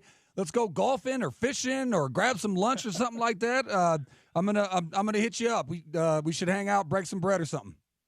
All right, sounds good. There you go, Scott Mitchell. Everybody, fantastic stuff from him as always. Yeah, it's gonna be an interesting year. I don't think it's gonna be in the middle. I could see it being very successful or perhaps a disaster, but I'm hoping for very successful. I think it will be. You get a high-octane offense to go with that defense, it should be good. Sounds like Scott is ready for the change as well. All right, coming up, bottom of the hour, let's go around the NFL. We'll get to some audio on what in the world was Man Gamble doing on that onside kick with 12 minutes to go in a 10-point game. Also, former Patriots on Bill Belichick going to college, Chapel Bill, as they're calling that. And, of course, we will update the polls. Do you know anybody that doesn't have ketchup? Yes or no? And also, it's becoming New Mexico West over here in Utah in terms of the offensive side of the ball. Are you excited about that, or maybe a little worried because it's not a P4? We'll update the polls. You can vote at ESPN 700. I retweeted them at Zach Sports, ZAK Sports. You can always text in or call in 877-353-0700. Also, check me out. I'm live on YouTube at ESPN 700 Sports Utah. We'll go around the world of the NFL coming up next. You're listening to the Sean O'Connell Show. His guy Zakariah holding it down right here, ESPN 700 and 92.1 FM.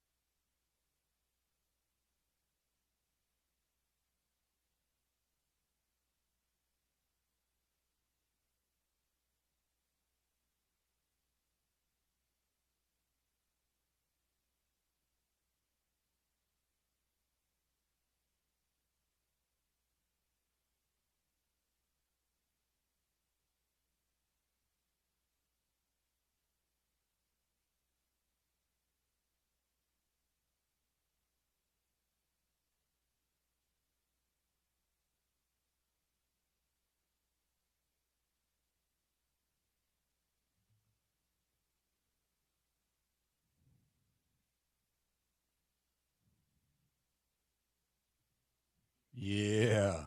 Smooth. Had to let that drop. Welcome back to the program. It is the Sean O'Connell Show. His guy Zakariah holding it down right here on ESPN 700. Got some polls up there. Let's give a quick update. It's halftime. Z-Rob, this is what I like to call halftime. And if you were listening to one of the commercials there before we came back from break, it mentioned Beer Bar, which I will be at on Wednesday.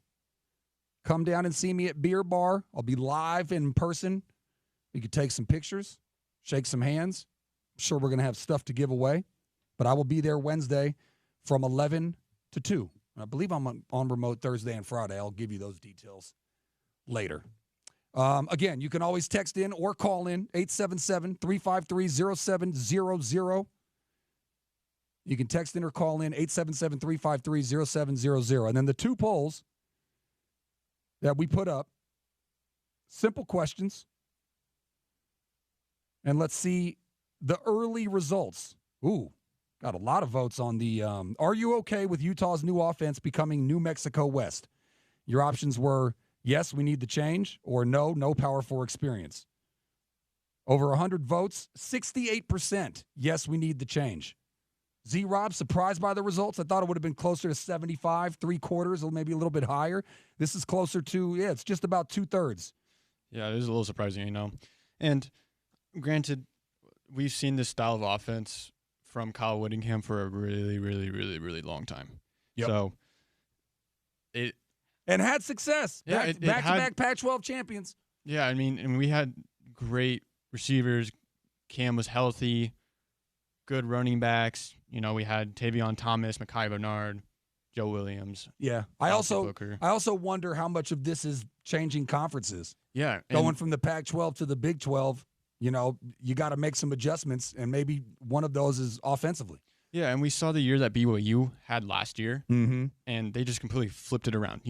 Big 12 is a bit more physical than the Pac-12, and I know BYU is independent for a really, really long time, but it's definitely more physical in the Big 12, and I think that's just an adjustment that teams had to make. Like Arizona State definitely made the adjustment way easier than Utah did. They're in the playoffs and they have a bye, so I think it's just going to take some time to get used to playing these type of schools, like Arizona State. You played in the Pac-12, but this is now different. Yep. You're playing Kansas now. You really haven't played before. You're playing Oklahoma State. You're playing Houston. You're playing Iowa State. Yep. All these big schools.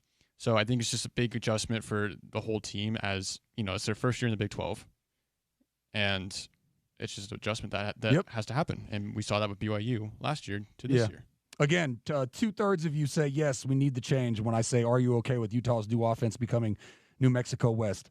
2/3 about say, yes, we need the change. A third says, no Power 4 experience. I think it'll translate just fine, and I'm excited about it because, again, they don't need to be just as good as the defense. They just cannot be as horrible as they were. If they had an even halfway decent offense this year, they would have won enough games to maybe not be in the Big 12 championship, but certainly would have got a bowl game. And then the other one, and this is just having fun, I've been joking that I've been Macaulay Culkin home alone in OC's house as I hold it down for him over these 2 weeks. The man did not have ketchup in his house. Now, he didn't have A1 either, which is fine. That's not to be expected. I think most people should have A1 in their house, but that's fine. He didn't have ranch, which I think you should probably have in your house, but that's okay. You don't have it, whatever. So I got A1 and I got ranch. I didn't even think for a second that I would need to get ketchup. Ketchup needs to be in everybody's home. If you don't have it, you need to just have it for people that like ketchup. Ketchup's at every restaurant. You see it, ketchup and mustard on the table. But mainly, definitely ketchup. OC didn't have ketchup. I couldn't believe it. So the other poll is, OC does not have ketchup at his house. Have you ever met anyone with no ketchup in their house?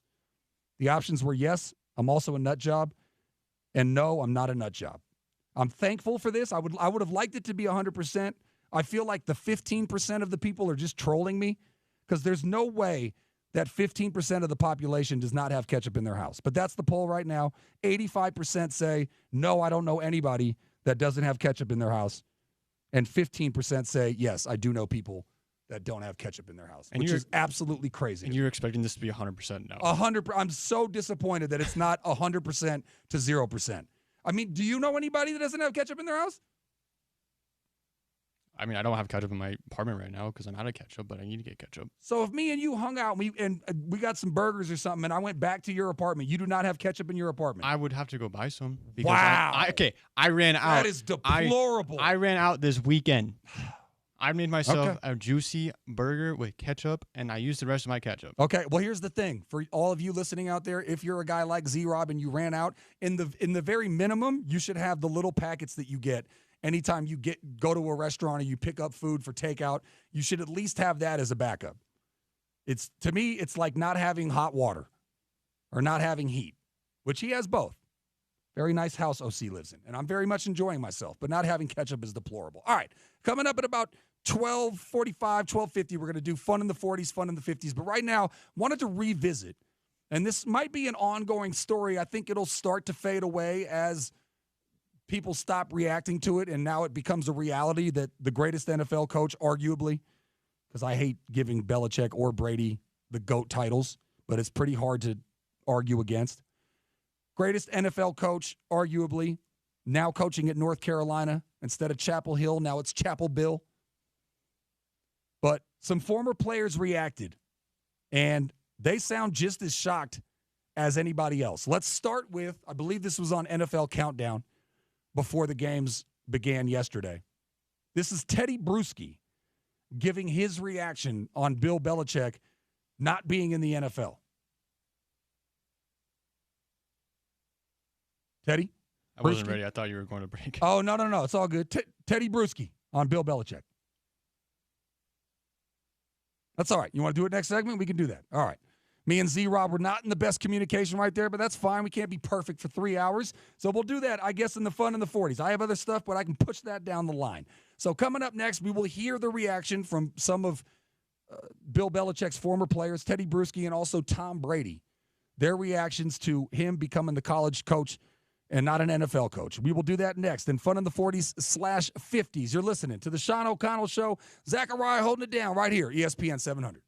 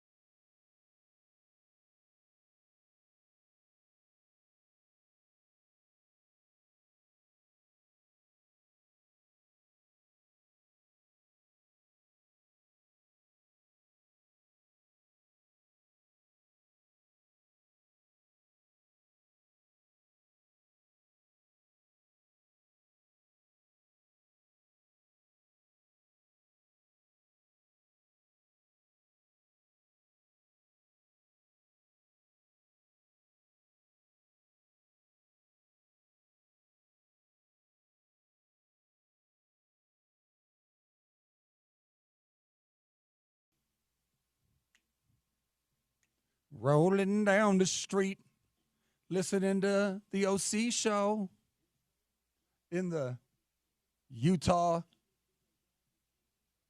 Salt Lake. Welcome back to the program. It is the Sean O'Connell Show. Zakariah holding it down right here on ESPN 700. Coming up at the top of the hour, the final hour of the program, we're going to speak with, I don't know if he would call me a friend, but I would say that he is a guy that we have worked together, and I think that he likes me. We can leave it at that. I don't think we could go as far as friend, but I appreciate him. Hopefully he appreciates me. It's the one and only Bip Roberts, former San Diego Padre, and now a fantastic MLB analyst. We'll talk a little baseball and much, much more with him. But right now it's time for Fun in the 40s, and we'll get to some audio here in just a second. But right now we have a phone call. I told you, if you call in, you will get on the line. 877-353-0700. I don't know the city, but let's go out to Frank. Frank, what do you got? Well, it's Frank here. How you doing, Zachariah? No complaints. Frank, what do you got for me? I love it. Well, you know what? Whether it's Isaac Wilson, whether it's Cam Rising, I love my Utes, and I love my Utes. Yeah, well, they're all good. They're all gone now, Frank. You got to get excited about New Mexico West. We're changing up the whole offense. Wilson gone. Cam's not returning. I just want to talk about Andre Kirilenko. Okay. There's a lot of Hall of Fame talk right now in the NBA. They're talking about Carmelo Anthony. They're talking, Yao Ming. He's in the Hall of Fame. Where's AK-47, man? I mean, that guy provided me so many memorable moments when I was there, just watching him play, man. You know what I mean? Yeah, no, I hear you, Frank, and I appreciate the phone call. Look, AK-47, one of the greatest basketball nicknames of all time. I don't know if he's Hall of Fame worthy. What do you think, Z-Rob? Kirilenko in the Hall of Fame? It's a lot easier to get into the basketball Hall of Fame than it is any of the other sports. I don't know if I got good career, solid career. I don't know, Hall of Fame career. Yeah, I mean, I love Kirilenko. I think it was like one of his final seasons in 2012. I went and watched him as a little kid. He was coming off the bench, I believe, if I'm not mistaken. I can't remember, but he's a really good player. And I do think he'll be in the Hall of Fame at some point. I just don't think it's going to be right now because we see players like LeBron, Carmelo Anthony, Stephen Curry, who could be like literally a ballot right after they retire. Yeah. And I think that's what we saw with Carmelo Anthony is that he's going to be inducted into the Hall of Fame. So I think, and we see Stockton in the Hall of Fame already. I don't know if Karl Malone, off the top of my head, is in the Hall of Fame, but I think it's just not his time yet for being in the Hall of Fame. Yeah, I think good career, not great, and I think you have to have a great career. Now, they also factor in college, which is why it's easier to get into the Basketball Hall of Fame, but I don't know if I'd go there for AK-47. One of the greatest nicknames in the history of the NBA, though, is AK-47. Maybe we'll do a segment on that sometime, Z-Rob, when we're searching for content. Best NBA nicknames, because AK-47 has got to be up there. All right. I got to get to something. I know it's supposed to be fun in the 40s, but this is furious in the 40s. I don't understand why NFL players that are about to score a touchdown drop the ball right before they cross the goal line. I understand if one player did it. Deshaun Jackson is like the king of it. I think he has like a 3-minute montage of all the times that he did it in high school, college, or the NFL.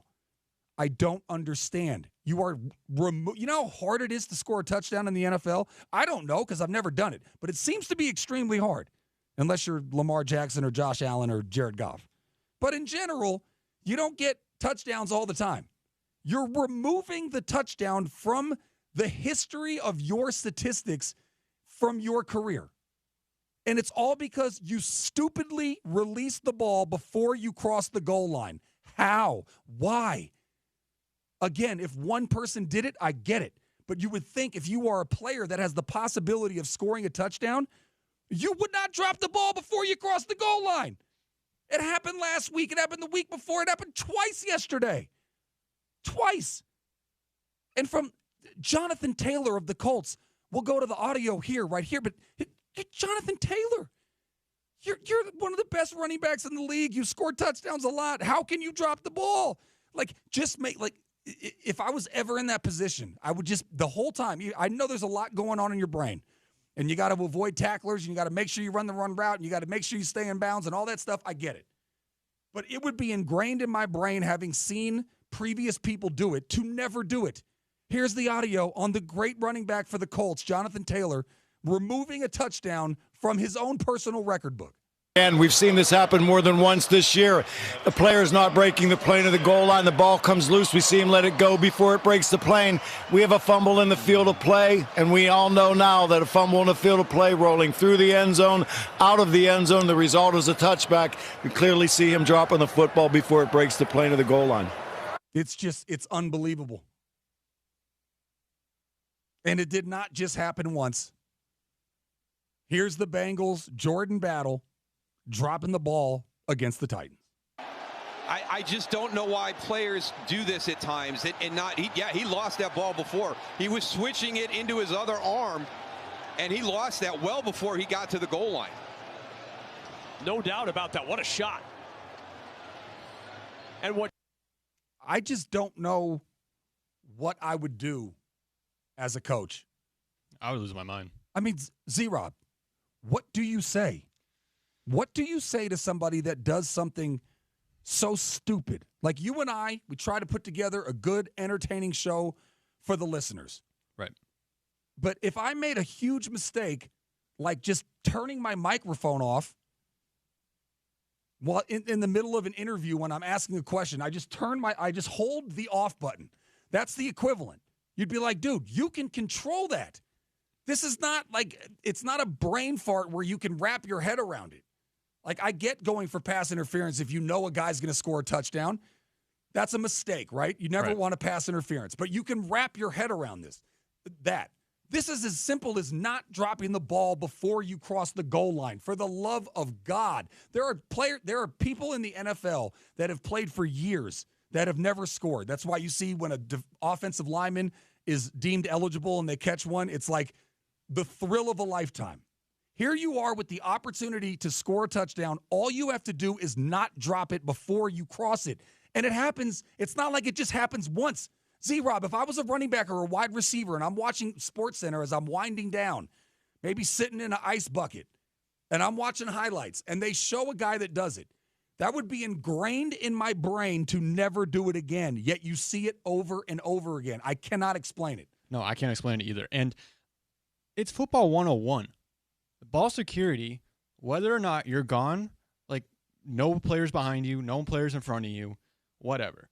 But it's football 101. It's ball security. Like, I get Jordan Battle was switching hands, but you still drop the ball in the end zone. But the thing that Jonathan Taylor did was reckless, I would say. And that took, like you said, it took his touchdown off his resume in his career.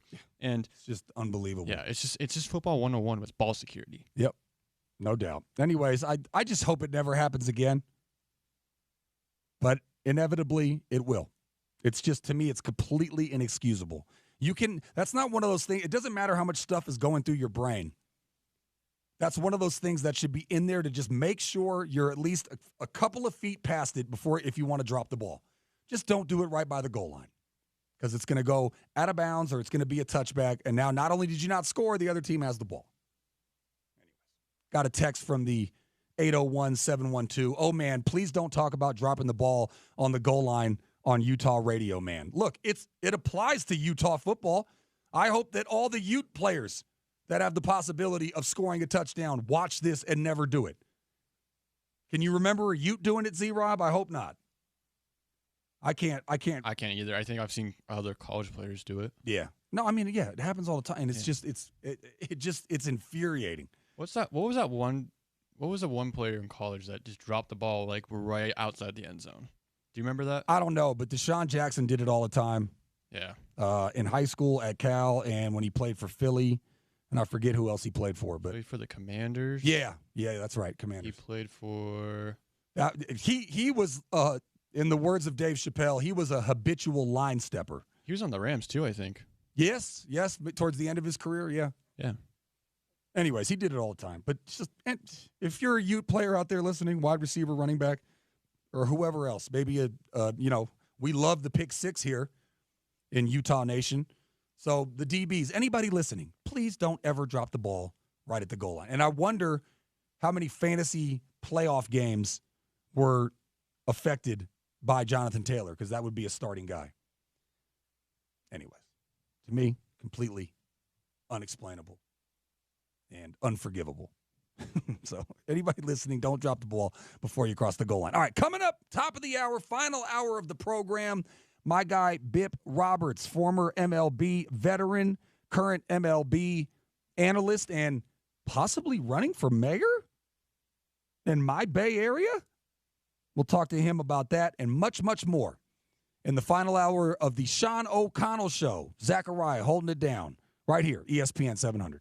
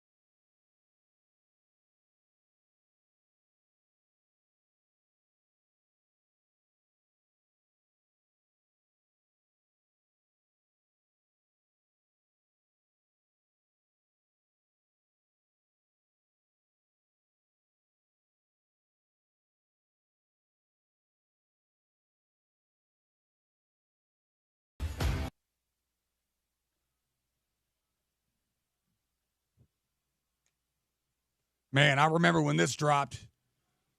1993, I was 10 years old. Probably should not have been listening to music like this, but because I didn't have the clean version. I had everything. Little jarring at 10 years old, but classic album. Welcome on back to the program. The final hour of the Sean O'Connell Show. His guy Zakariah holding it down until 2 o'clock, where we will pass the baton for Spence Checketts and The Drive, 2 to 6.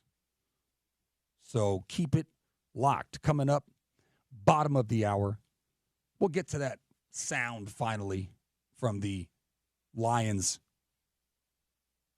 game and that very questionable decision by Man Campbell. We'll finally play that sound. But right now, it's a pleasure to be joined by the one, the only former MLB veteran, current MLB analyst. And I got to start. Well, first of all, it's Bip Roberts. Bip, thank you for joining me. How are you, sir?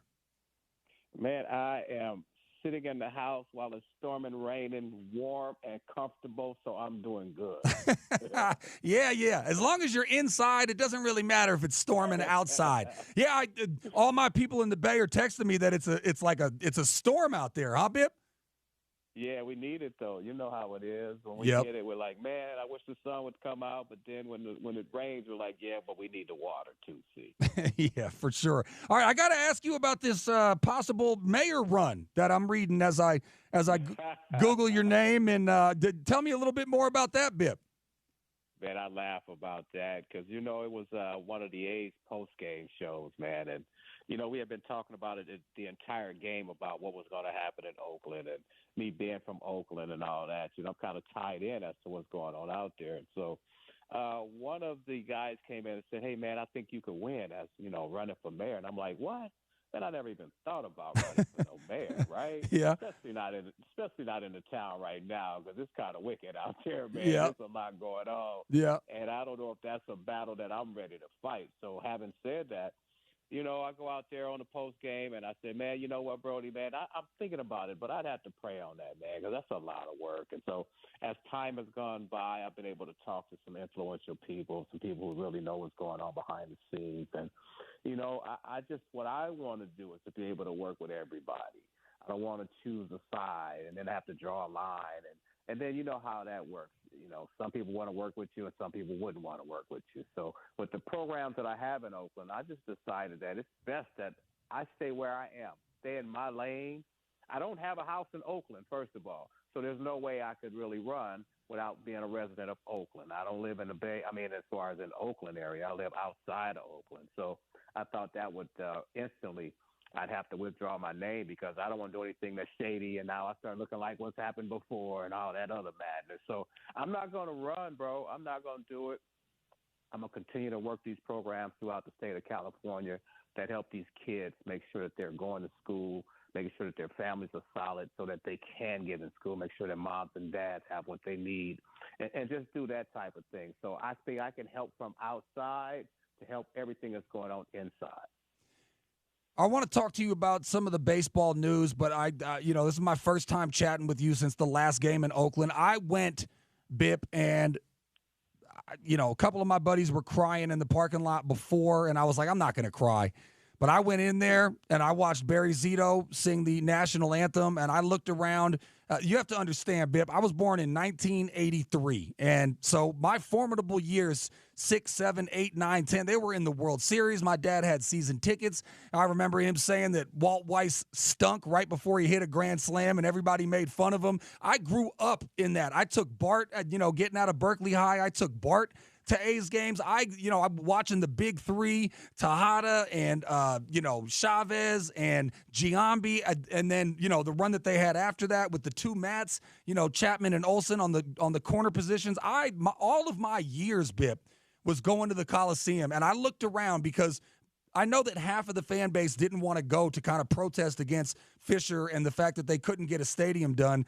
But it is a absolute travesty. I understood the Warriors going from Oakland to San Francisco. You got the chase in. I get it.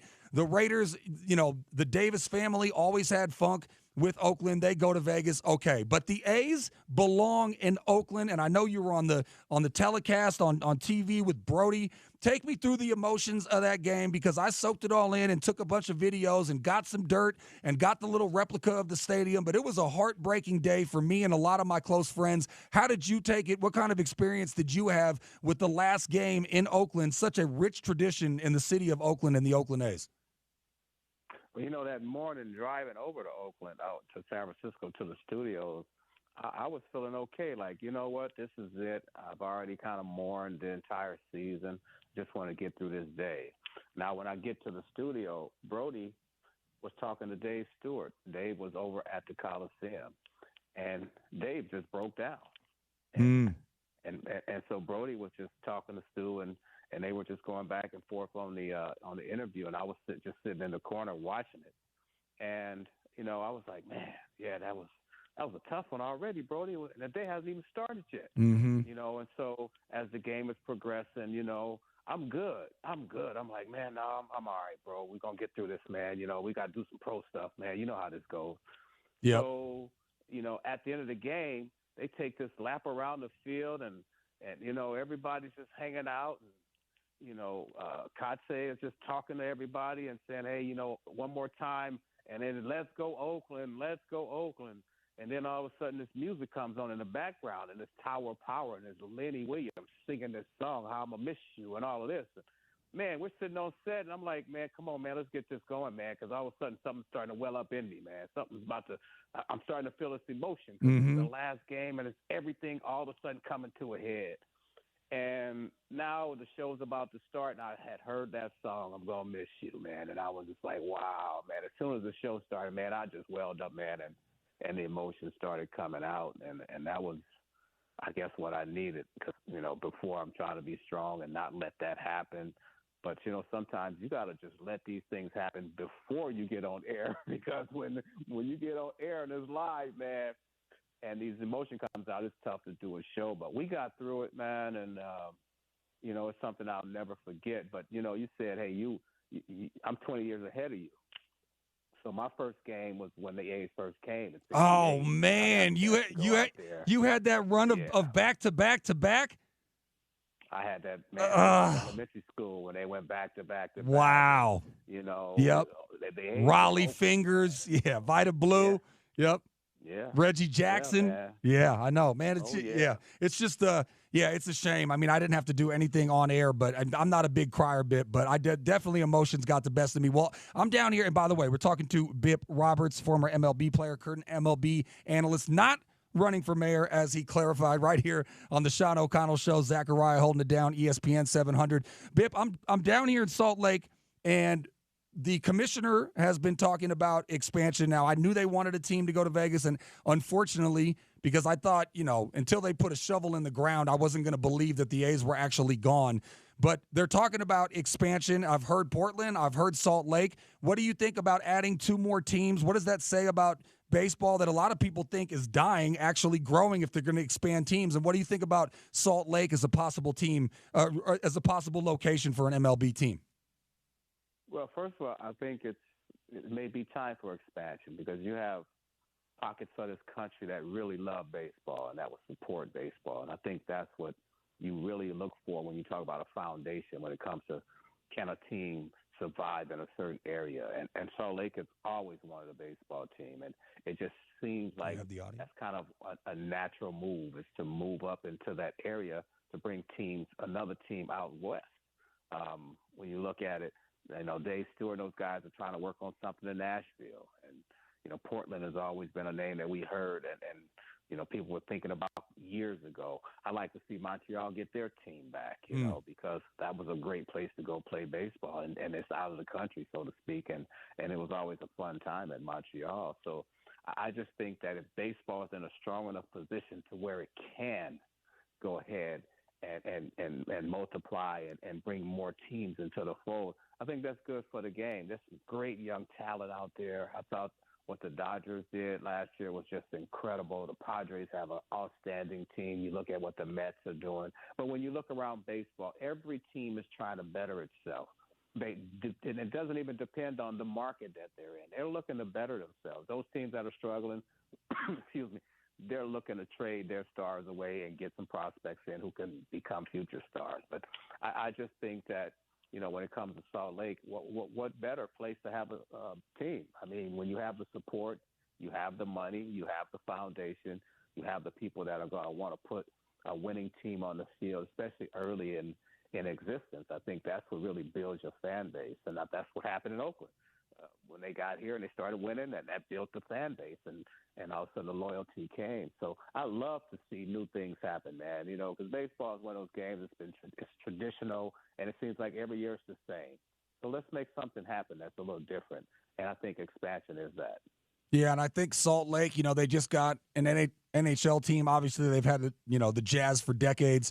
And they've got an MLS team. They don't have an NFL team. They don't have an MLB team, but I think it would be great to see it expand and have a team out here in Salt Lake. All right, Bip, let's talk baseball in general. Big Bad Wolf, the evil empire, look, when you had that 70s run, when I had my 80s run, we were kind of the Big Bad Wolf that had Canseco, McGuire, and before that, Reggie Jackson, Vida Blue, Raleigh Fingers, Dennis Eckersley, Ricky Henderson, all that stuff through those 2 decades. And then after that, when I was in high school and stuff like that, the Yankees were the Big Bad Wolf. They were poaching, Jason Giambi. They were signing all the big guys. But now the Mets have the richest owner in baseball in Steve Cohen. I believe it's $16 billion. The next closest is the Blue Jays owner at $12 billion. So he has $4 billion more than the next richest owner and 4 times the billions that the Yankees owner have. I bring all this up to say, how shocked were you to see Juan Soto pick the Mets over the Yankees, and are the Mets the new Yankees? Is Cohen the new Steinbrenner? Well, I really wasn't shocked. I watched that Yankee World Series, and I just said, wow, they're not as good as, people think they are. They didn't have the great pitching. They didn't have great defense, and they made a lot of mental mistakes. And you're not going to beat the Dodgers making those mistakes in 3 facets of the game.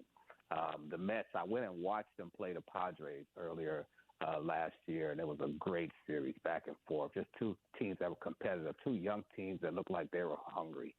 And I thought, man, the Mets look really good. I was actually on the field, being a former Padre, just watching the Mets take batting practice. And something caught my eye, and it was a shortstop. His name was Lindor. I said, look at this guy right here. He was out there getting his work in, hands soft as butter. I mean, arm as strong as a cannon. And then he came up and he hit, and from both sides, he was so strong in what he was doing. But the thing that I noticed most was how people gravitated to him. I said, wow, they got something special there. And so now to see what's happened and what's transpired in the last couple months, and to hear that Juan Soto was thinking about going to the Mets, I just thought, man, what a great fit, man. He's only 25, and if you look around, the nucleus of the Mets is now very young but very talented. They have guys who really, when I look at standouts in the game, they have some guys who are really going to be pretty good in that on that field. And I went to New York a couple years ago, and I watched the Mets play. I sat right behind home plate.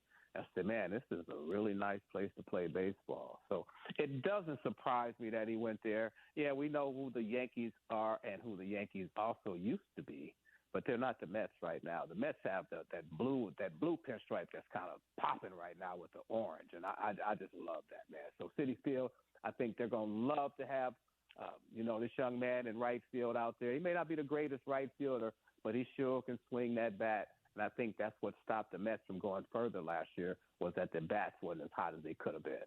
Bip, I got to pick your brain as a former player, current analyst.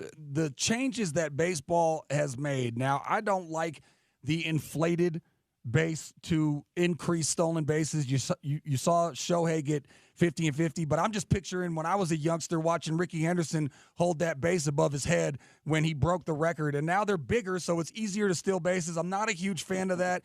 I'm okay with the runner on second in extra innings. I really like, though, the pitch clock. Talk to me about the changes, and then I've got a change that I saw out here in Salt Lake. I went to a game, and they had the review right there, and you get a certain amount, but they show, just like in tennis, if the ball is in or out, they can show whether or not it was a ball or a strike, and I thought it was very efficient. It was quick. It was either overruled or sustained. You get a certain amount. Again, do you think they're going to put that into baseball, and what do you make of the changes that they've already made? Well, with Manfred as the commissioner, you never know, man. I'm sure at some point in time they're going to have that conversation, and they will have that review at the plate. The thing that I kind of noticed was last year, so many guys were so successful when it came to stealing bases, and they were only playing by the rules, so we can't knock the player. But when you look at that rule and you say, hey, man, it's 3 seconds left on the clock, 2 on the clock, I can get a little hop and then go because he's not coming to first base. So, in our day, pitchers had some really good moves. They were quick to the plate. They could throw over more than once, twice, 3, 4 times. They did everything they could to hold on to the ball to make you stop and get flat-footed so you didn't go. So they had a lot of little weapons that they could use to keep you from stealing bases. I just noticed so many guys getting a hop, skip, and a jump and then running towards second base. I said, man, what would Ricky, what would Vince Coleman, what would Tim Raines, what would these guys, how many would they have in 1 year, and how many successful, tries would it be? So, but again, they're playing by the rules. They didn't come up and make these rules. They said, hey, this is what we're going to do. And I knew the guys would be smart enough to understand how you could take advantage of it. So you got to give them credit, man. I just love to see exciting baseball. And if guys are going to steal bases, that's exciting. I mean, if guys are going to, go up there and try to use the entire field now because the shift is gone, that's a good thing, too. We want more offense in baseball. But we also are seeing guys who can bring it now. These guys are on that mound, and they're throwing as hard as they can for as hard as they can.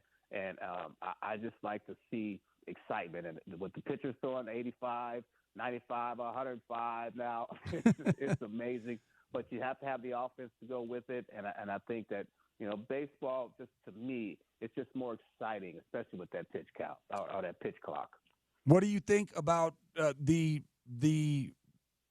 review of a ball or a strike? Because I'm telling you, I saw it watching a AAA game here in Salt Lake, and it was very efficient, Bip. They basically, if the call looked like it was bad, the dugout would say review. They would put it up on the video and show whether or not it was a ball or a strike, and it was either reversed or sustained. So what do you make of that, and do you think that the MLB will eventually incorporate that?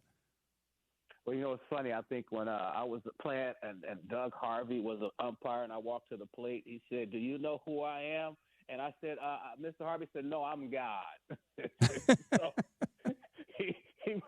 he was calling what he wanted to call. Yeah. Whatever his strike zone was his strike zone.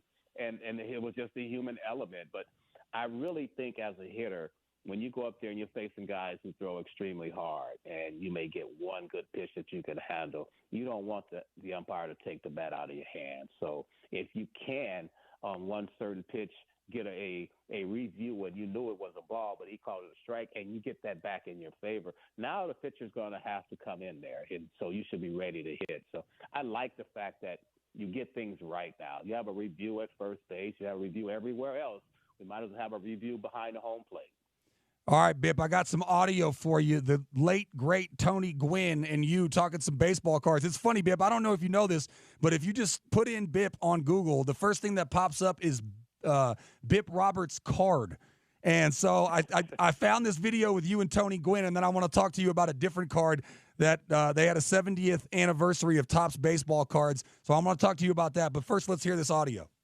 Little investment advice. Bip Roberts, 1986 rookie card, worth about $275. 20 years from now, who knows? 1,000, 2,000, might even go. Yo, Bip, man, you were looking at Robin Roberts. Says here your card's worth 4 cents.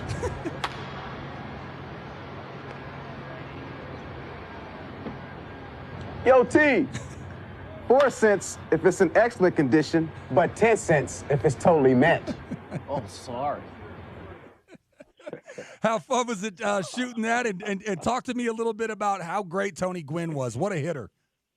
Well, first he had fun busting my chops. Yeah. I know he did. Oh, he yeah. loved that. Yeah. He said my car worth 4 cents, He enjoyed that part of it. He didn't fool me on that. Yeah. We were in Philly before a game, and they had asked if I would do this commercial, and that was before a game. And normally I don't do things like that before a game, and normally Tony doesn't do anything like that before a game. But I saw that he was going to do it. I said, okay, yeah, I'll do it if Tony's doing it. And so we just went through it, and we didn't – it's not like they gave us a script the day before. It was like, learn these like right now. what? Yeah. Oh, okay. So we Yeah. got to do this. All right, and here, this is how I want you to say it. And it's okay. So they said, hey, but be yourself. And so we got through it. It took us about 3 hours, I think, something like that. Before. Wow. And we were in Philly. We were out in Philly. So, we were able to get through that. And we just have fun with it, man. I think that was at a time where, we started, as players, started just having fun, making fun of ourselves. Yeah. Not trying to be better than what we thought we were or have egos involved. We were just out there to have fun. And I think, just being able to laugh at yourself, that was something that we always had fun with. Well, the other thing that pops up is you in the dugout wearing a sombrero. It was voted one of the top favorite cards, one of the favorite baseball cards of all time. Why in God's name, Bip, were you wearing a sombrero in the dugout? It was Mexican Heritage Day. Oh, okay. And they were out there dancing and, in their nice, pretty dresses, and the guys were dressed up nice and clean. And, I was like, whoa, look at this. And I get out there early, and I'm just sitting there. Actually, I'm standing watching all of this. And then one of the guys came by, and I was like, man, let me try that on. And I grabbed the sombrero and put it on, and I sat down on the bench. And next thing you know, everybody's taking these pictures. And I was like, oh, all right, well, maybe I better get a sombrero back because I don't want to get in no trouble or anything like that. So, Yeah. But then I look up, and it's on a baseball card. Yeah. I said, man, that one guy taking a picture, he was part of the baseball card company. And I just – and that's just how it came about. Yeah, it also says that you told SI that you started doing the salsa. You know how to salsa, Bip? Yeah. Actually, I do. Yeah, I know how. Yeah, we were having a good time. I don't know if I got any hits and we won the ball game that day. All I remember is that I took pictures in this sombrero. Yeah. Oh, man, it's good stuff. It's great. Great stuff. Well, look, man, it was great catching up with you. Always appreciate your time. Hopefully we run into each other, and I can have you back on the program sometime. But best of luck. I appreciate all the stuff that you're doing for the community. It'd be really nice to get the Bay Area back to where it used to be, and I appreciate your efforts there, and I appreciate your time today. Well, I appreciate you having me on. Continue the good work. All right, Bip Roberts. Always love chatting with him. Yeah, they got to put Z-Rob. They got to put that review thing. I'm telling you. What's the? It's Lou. I have a pennant at home of them, and I can't think of the AAA team. Can you help me out there? Do you know? You don't know? Wow. All right, you're worse than me. Salt Lake AAA. I have a dang pennant. Wait. Oh, you said Salt Lake? I thought you were talking about the Oakland's. No. Here. Salt Lake City Bees. Oh, yeah, the Bees. How could I forget? Again, I have the pennant and all that stuff. But I went to a Bees game with OC and Zoe, Lorenzo, producer, and we had a great time. But, yeah, this ump was getting all the calls wrong. And so if the call gets overturned, you don't lose one of your challenges. And so it happened in one half inning. It probably happened like 7 times, and she was wrong 6 times. And so it just but it was so quick. It was just like, we don't think that was a strike. You put it on the board. It shows where the ball went in the strike zone or out of the strike zone, and boom, it was fixed. To me, it's a no-brainer to implement that in the MLB. All right, coming up, bottom of the hour, final half an hour of the program, we will play some audio from that head-scratching decision from who I like to call Man Gamble. Why did he do it? What was his reaction after it took place? Why the heck are you doing an onside down 10 with 12 minutes to go? We'll play some audio from that and much, much more. You're listening to the Sean O'Connell Show. His guy Zakariah holding it down right here, ESPN 700.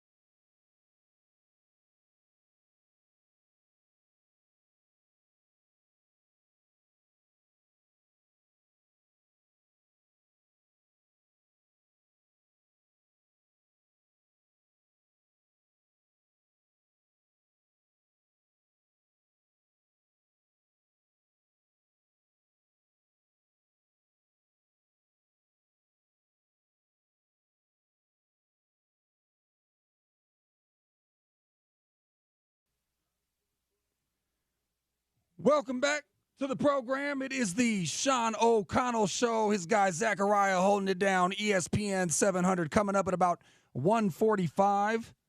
Topical trivia. Who wants to win Lemon Shark Poke gift cards and 2 tickets to see Toto, Christopher Cross, and Men at Work? They're coming to Utah First Credit Union Amphitheater on August 27th. So we'll have some topical trivia if you want to win gift cards for some good food and also see some good music. Got tickets for that and a gift card for the former.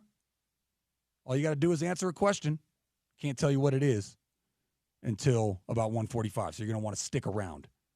Speaking of which, the hot lunch earlier was brought to you by Lemon Shark Poke, what I was just talking about. They have fresh fish and locally sourced vegetables to the highest quality. Try the OC Bowl. Or if you're feeling something hot, try one of their bento boxes, including Kahlua pork sliders. And also, if you want to check out the Runnin' Utes, got a big victory this weekend. They're going to be playing Florida A&M tomorrow at the Huntsman Center. All you got to do is text Utes to 33986. And as I said, I will be at Beer Bar on Wednesday, Thursday, and Friday. I'll be on remote as well. ESPN 700, 92.1 FM, and the Rocky Mountain Chevy dealers invite you to help those at the road home this holiday season with needed blankets, coats, shoes, hats, and gloves. Drop off donations at any Rocky Mountain Chevy dealer. Visit ESPN700sports.com for dealer locations. Spread the warmth and help others find their way home. It's cold out there. I got ears that stick out. It's really cold in Park City, too, for sure. And my fingers and my toes. I don't like when my extremities get cold, Z-Rob. Do you like it when your palms are sweaty? No. But that was one of my biggest insecurities as a kid growing up. You know, when you're in like middle school and you go on a date to the movie and like the furthest you go is just holding hands, I was always like, oh, man, you know, kept like toilet paper in my pocket so I could wipe them off before you do the whole hand, but it only lasts for so long. Sweaty palms is a thing. I think I saw a commercial. They were like, do you have sweaty palms? I'm like, yes, I do. It's like an infomercial at like 3 a.m. when I was half awake. But anyways, help people get their extremities warm. Coats and shoes and all that. I got a thick jacket. This jacket is so good, Z-Rob, that it's one of those where it's like I'm freezing, I put it on, and I'm warm, but it's too warm. So then I get too hot, then I got to take it off. So I need to find something that's a little bit less warm than my jacket. I grew up in the cold, so I would never just use a jacket. I'd just be like in a hoodie, like I am right now. Yeah. So growing up in the cold is a little different. And then I'll go outside for like some fresh air at work at my other job sometimes. I'm just like wearing a t-shirt. Yeah. I'm like, it's not that cold. It's not that cold. Anyways, there was a lot of text coming in on the text line, 877-353-0700. I was asking if a Ute had ever dropped a ball before they crossed the goal line. And from the 801-651, hey, guys, look up Kaylee and Clay, quote, ball drop against Oregon to see why it's important to the Utes. Cheers. But apparently it was long ago. I'll have to look that up. 10 years ago. When the show's over, 10 years ago, yeah. See, well, we've learned over 10 years if that's the only one that you can reference. And it's still happening. I know. It's crazy. You would think that they would learn. All right, let's get to some sound that I had talked about getting to earlier. Let's start with a 10-point game. You're at home in Detroit. There's 12 minutes to go. Granted, Josh Allen and Cooks were going crazy. But what's even crazier is an onside kick. Let's hear the call from Jim Nantz. Here we go. 12 minutes to go. Onside kick. Ball bounces around. Is picked up by Hollins, and he's running with it. Hollins tackled down at the 5-yard line. So not only did they not get it, the Bills take it all the way to the 5. You left out the part in the beginning, Z-Rob. That's a 5-yard flag on you. But in the beginning of that call, he goes, it's a little early. And it certainly was early. And here's Man Gamble after the game on why did you do it and how do you feel about the fact that you did do it once you saw the result?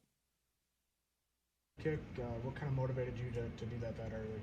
I thought we'd get the possession, you know. I thought we would get that ball.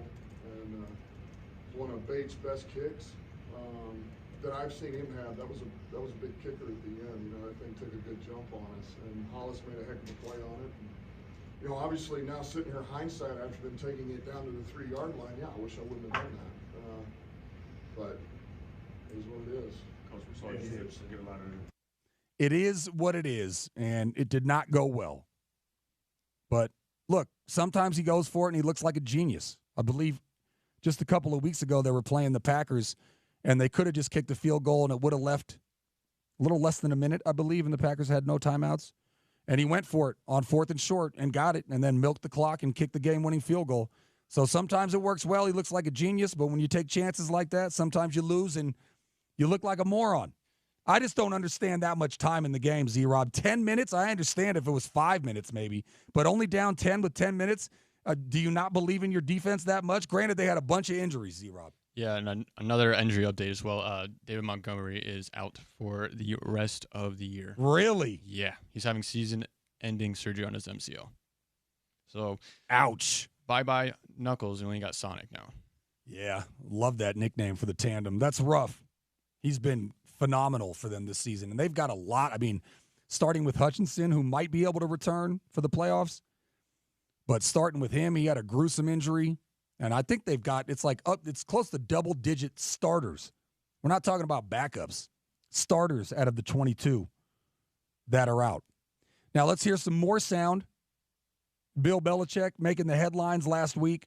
Again, if you do a little bit more research on just how he spent this past year being out of football, remember, he wanted to be the head coach of the Falcons. He got rejected.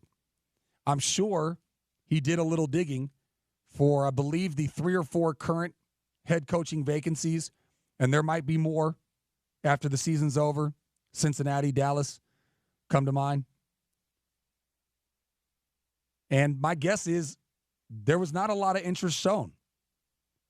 But if you really do the research, he spent the majority of this year, obviously he had his ESPN duties, and he's been a lot better than I think most people thought he would be. Opened up a little bit more. Saban as well, both guys that didn't show much personality with the media, but did it once they joined the media. But he spent a lot of his time with his son up in Washington, watching how the ins and outs of the college world go. And again, I can't stress enough the bond that I had with my father and losing him at a relatively young age. It means a lot. And his father coached at North Carolina, so I don't think this is a gimmick. I think this is what he really wants to do. And while he probably would like to break Shula's record for most wins in the NFL, I don't think it's that important. He did more in the NFL than any coach has ever done. So I think this is for real. But you'd be surprised to hear former players for Coach Belichick, how they felt about it. These are a couple of guys that won multiple Super Bowls with Coach Belichick, and I was a little surprised to see how they felt. Needless to say, I don't think it's really positive from either. Let's first hear from Teddy Bruschi. In here, I mean, with Bill Belichick going to coach North Carolina, I mean, college football, there's only one bowl game I want to see Bill Belichick coaching, and that's the Super Bowl. Okay, I don't want to see him coaching some lawnmower bowl in December or January. I mean, that's just not who I am. I mean, this is a guy around this table so many times about poorly coached football teams, okay? And the NFL just let the best go. I don't know how there wouldn't be any interest as to where you bring a Belichick in and he makes you come immediately relevant and well coached by who he is. Would he make one of these teams that needed a head coach this year an immediate contender? I mean, yes, he would. He is that good. Now, he's not going to be on the level of 6 championships, New England Patriots or anything like that, but your team would be competent from the get-go. I mean, and then it's on your players. So I can't believe that Bill Belichick won't be in the NFL next year, and that's something that was my initial reaction to a lot of some of the same ones you got, Shefty, because I don't know how this happened. That doesn't sound like a guy that's happy about it. And he had a really good line in there. The only bowl I want to see Bill Belichick coaching is the Super Bowl. That was a good line. A lot of people are shocked and flabbergasted. And I count me as one of them. Again, I understand it, doing more research on why he's doing it. But I think the Giants might have a coaching change. I think he would be phenomenal there. They're going to have a high draft pick. He can groom that rookie. Again, he got... Who's my guy from Bama that I'm blanking on that's now quarterbacking for... Mac Jones. Yes, Mac Jones. He got him to the playoffs. And he's shown that he is not a great quarterback. So if he can draft a great quarterback, I think the Giants would be a good destination. I think the Bears would be a good situation. Those are two historic programs that I think Bill Belichick could have been very successful at. So I was a little bit flabbergasted like Teddy Bruschi was. But now here is what most people call the GOAT. I still hesitate to do it because I hate the Patriots and I hate Tom Brady. Oh, you're not supposed to say hate. My teacher taught me that in 3rd grade. You're supposed to say dislike immensely. But here's Tom Brady on the telecast, so you're going to hear a little play-by-play in that. But Tom Brady's thoughts on his former coach going to the college ranks. Bill Belichick going to college. I know. Kind of blew me away when I heard the news. I didn't think that was an opportunity he was looking at, but they're getting a obviously tremendous coach, and being in that locker room with him for as many years. Here's Gainwell dicing his way to the 10. Those guys are going to play very hard. He's going to coach them well, and it's a great benefit for all those players who are going to that program because they're getting the best coach that this NFL has ever seen. Yep. Now he's at a college level. There's no question about any of that. I just want to know, give me a little feel for the Bill recruiting is going to be. Like, give me a little feel, the phone call. The thing is, he's not the warmest and fuzziest of all time. So it's not like there's tons. I mean, I can remember one year after we won the Super Bowl, our first year, we got in the limo. He was out on Bourbon Street after we beat the Rams in 2001. And we got in the limo after the game. The next morning, to go to the MVP press conference. And he goes, you know what, Tom? You had a pretty good season. Pretty good. Here's Gainwell. And he's going to have another first down, which will take us to the 2-minute warning. So that was good. That was about as warm and fuzzy as it got with Coach Belichick. There you go. Pretty good. Pretty good, Tom. That was good stuff. And I honestly think, and I'm going to take a flyer for entertainment purposes only, of course, on the over-under for North Carolina. I believe it's at 6.5. I don't know if it got bet up, but I think that he's going to hit the ground running. And I certainly think that any matchup Bill Belichick goes into coaching, he's going to have the advantage, even if it's Clemson and Dabo Swinney, or even if it's Florida, or whoever else in the ACC, my beloved Cal Bears. The coaching edge will be on the North Carolina side of the football. You're talking about the Wasabi Fenway Bowl, right? Huh? The over-under? No. Total wins for North Carolina next year. I completely misheard that. Yeah. It's Monday. No, it's all good. I might have phrased it wrong. Yeah, probably. But 6.5 total wins for Bill Belichick in North Carolina next year. I would like to take the over. I don't know that he'll win 10 or 11 games and be in the ACC championship, but I think he'll definitely be bowl eligible, and I think 6.5 is low. I think that he learned a lot over this year. And, again, I made the joke. If I had an assignment to do and I was struggling and I had a bunch of friends and Bill Belichick was one of them, that would be the guy that I called. Because I think anything that he's going to do it fully. And so I expect it to be very successful. I don't know if it'll turn around and when people hear North Carolina, they think football over basketball, but I think it'll get close. We'll see. All right, coming up next, who doesn't want some Lemon Shark Poke gift cards and 2 tickets to see Toto? Toto is the Africa. Yep. Love that song. I don't think anybody can not like that song. It's such a great classic song. So good. I mean, just when you hear it, you feel good. Feels like a rainforest, like just like one of those things that you put on when you go to sleep. You hear those sounds of like the water and I don't know. It's just a sound machine, basically. Yeah, something like a natural nature sound machine. Yeah. You know how they have all those apps to help you get to sleep. Kind of makes me this song kind of makes me think about The Lion King as well. Ah, okay. That's a good one. And the Mufasa ones look so good. Oh yeah. Oh, I'm gonna see that too. Yeah. Okay, real quick. What was your favorite song from The Lion King? Do you remember any of them? I know it was all Elton John. Hakuna Matata. Same.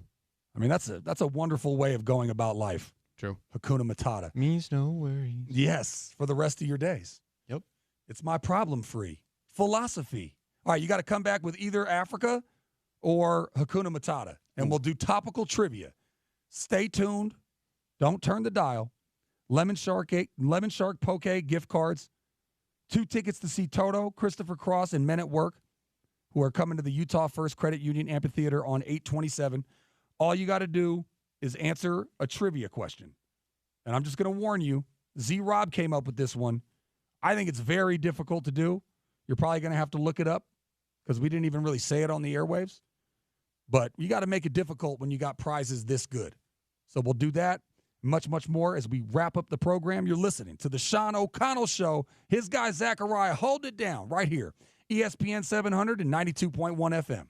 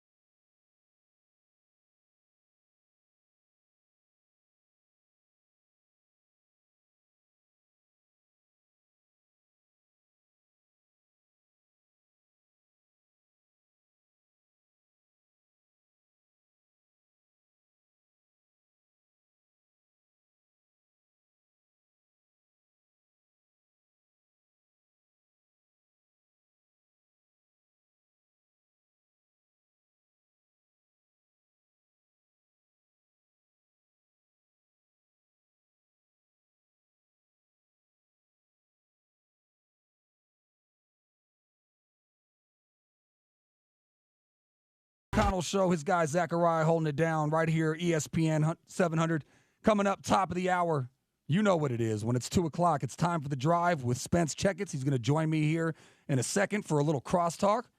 But right now, as I said before the break, topical trivia time. Who wants Lemon Shark Poke gift cards and 2 tickets to see Toto, that beautiful song that you heard coming back from break? Christopher Cross and Men at Work. They're coming to Utah First Credit Union Amphitheater on 8/27. All you got to do, get your phone out right now, 877-353-0700. Put it in your phone. I'll give you a second. 877-353-0700. If you want to win the prizes that I just mentioned, here is your topical trivia question. We had Bip Roberts on the show earlier. What was his batting average over his 12-year career? I'll give you a hint. Very close to a nice number.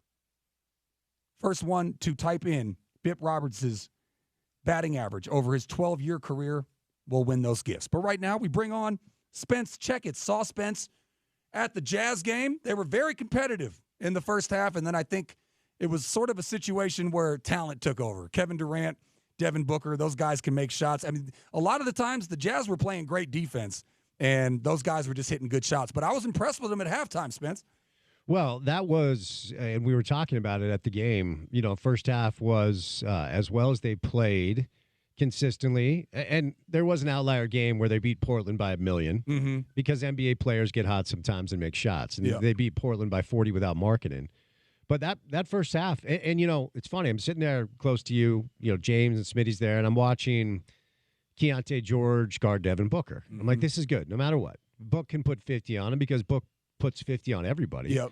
But this is good for Keontae to have that experience. And, last year before Taylor Hendricks went down on a number, he went down this year, but last year when he was healthy, Will put him on Kevin Durant and LeBron James and the other players' best wings because Taylor is built like that. Like, look, we know what time it is. We know the deal. They're not going to win a lot of games, but in spurts, Walker was really good that night. The John Collins story continues to be pretty interesting because I've never been a big John Collins guy. Yeah. But what he's done this year is only good news because if you want to move him, he's 50, 40, 90 at 27 years old. Maybe somebody kicks the tires. 100%. I don't want to pay him $25 million, but it's not my money. Yep. But he's 27, and so have you recalibrated what you think he could be for you long term? I honestly don't know. Well, to me, that's the whole conundrum with the Jazz as a whole. Yeah. You're watching spurts, and, you're sitting there going, that could be a nice piece, right age if you're, rebuild, but like move that in there as they get towards maybe sort of the kind of older players on the team. And you watch in spurts these different players that impress you, and you're sitting there going, well, maybe they have it right now. But then you watch other games and you're like, they're so far away. And so they have all these picks. They're probably going to be drafting high. They have these pieces. Who do you move? Who do you keep? It's tough because it's not obvious. Like you said, a guy like Collins, he could be in that realm where he's part of the young core. That's part of the end of the rebuilding. Or are you better off moving them because you're so far away? They're a conundrum to watch. Yeah, and it's interesting watching some of the teams where I'll just kind of characterize it as maybe teams that were in this boat not too long ago. And what can the Jazz do to maybe put themselves in the same spot with some of these teams that are now playing better, like Orlando, right? Orlando's a team I continue to look at like, okay, maybe the Jazz can follow that model, or Oklahoma City. Yes. But the problem with those examples, it's really one thing. It's that Orlando has Paolo and OKC has Shea. Right? And so the Jazz have Lowry, and he's very good, but he's not like Paolo's a one. Yep. Shea's a one. Yep. The right. high two. Yeah. Well, I would go high two. Yeah, and honestly, I think on like a championship team, and like it or not, people around here get upset, but I hold our programs to that standard. Yes. Are you championship contention worthy now, or are you building towards it? Yep. And if you're not, I'm going to continue to hold you accountable. That's the job of the media, to speak truth to power. And who are the championship rosters right now? It's probably OKC in the West, Boston in the East. Marketing's probably their third or fourth best player. That's true. On either roster. And that's what they're lacking is that, like, the pieces that we watch and you feel good about and you're optimistic. Yeah. You need the one that's around. Like, those guys need to be around the one, and they don't have the one. I agree with you on that. And, it's interesting, like a team like Houston, I don't think they're championship worthy, but if you look at where they were, right, a couple of years ago after they jettisoned off Harden and some of the pieces, they had Chris Paul a few years back, they don't really have a one. Mm-hmm. But I also don't think they're championship worthy. They've got a lot of good pieces, and they're playing competitive basketball. I think they have 7 players that average more than like 11 points or something weird like that. Yeah, it's nuts. But they need a one. Yeah, Van Vliet's not a one. He's a good player. But that's where you go, and that's where Danny Ainge comes in. That's where you go, which of these pieces can we move to get that, or do you get it out of the draft with a guy like Cooper Flagg? Yeah. And then he becomes the one, but you're totally right. They need the summit. They need the top part, and then because they have the parts that are below the mountain. Right. I'm with you on that. And I'm honestly very curious as to where Danny's head is at these days, how connected he is to the process. He told Ryan, he said, look, if you're going to hire me to do this, essentially what he said is I don't want to work very hard. He didn't say that out loud, but I always use the office analogy with Jim Halpert and Michael Scott, day-to-day, big picture stuff. Yeah. Danny wants the big picture stuff. Big picture, yeah. He doesn't do a lot of media. We see him at some games. But really the guy that appears to be doing the legwork is Zanuck, and honestly a penny for his thoughts about where he's at right now with this entire process. Yeah. It's year 3 of this rebuild after they move on from Gobert and Mitchell. And I always thought it was a bad sign that Quinn Snyder, just for whatever reason, decided he did not want to work for this ownership group. Dennis Lindsey, same thing. Why? Only they know. But that's, in my opinion, a top 5 to 7 coach in pro basketball. And Dennis Lindsey, a very smart executive who brought this thing back pretty quickly. Did he make some mistakes? Sure.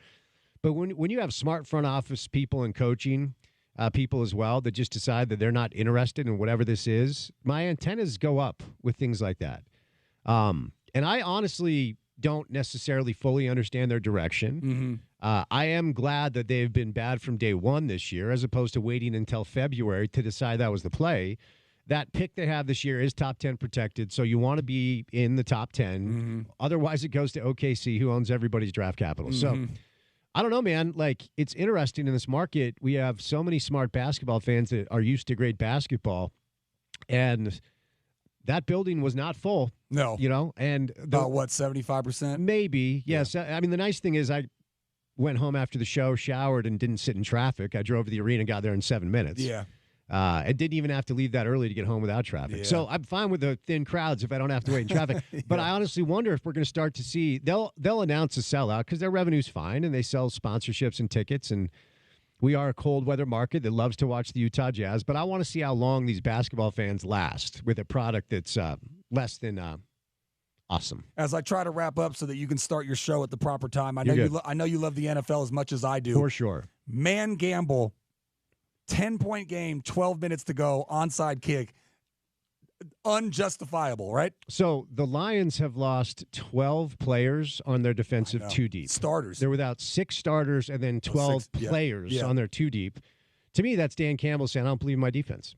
Yeah. Right? And, okay, so if you're going to try and outscore a team 55-52, good work, but are you doing that multiple times in playoff football? No, you're not. No. So I'm kind of out on them. Me too. Only because of the defensive issues. It's the sad. injury issues. I talked at the top of the program that a Bills-Lions Super Bowl, as Jim Nantz said, he thought it was kind of a preview, would be awesome for the casual NFL fan because neither have a Super Bowl.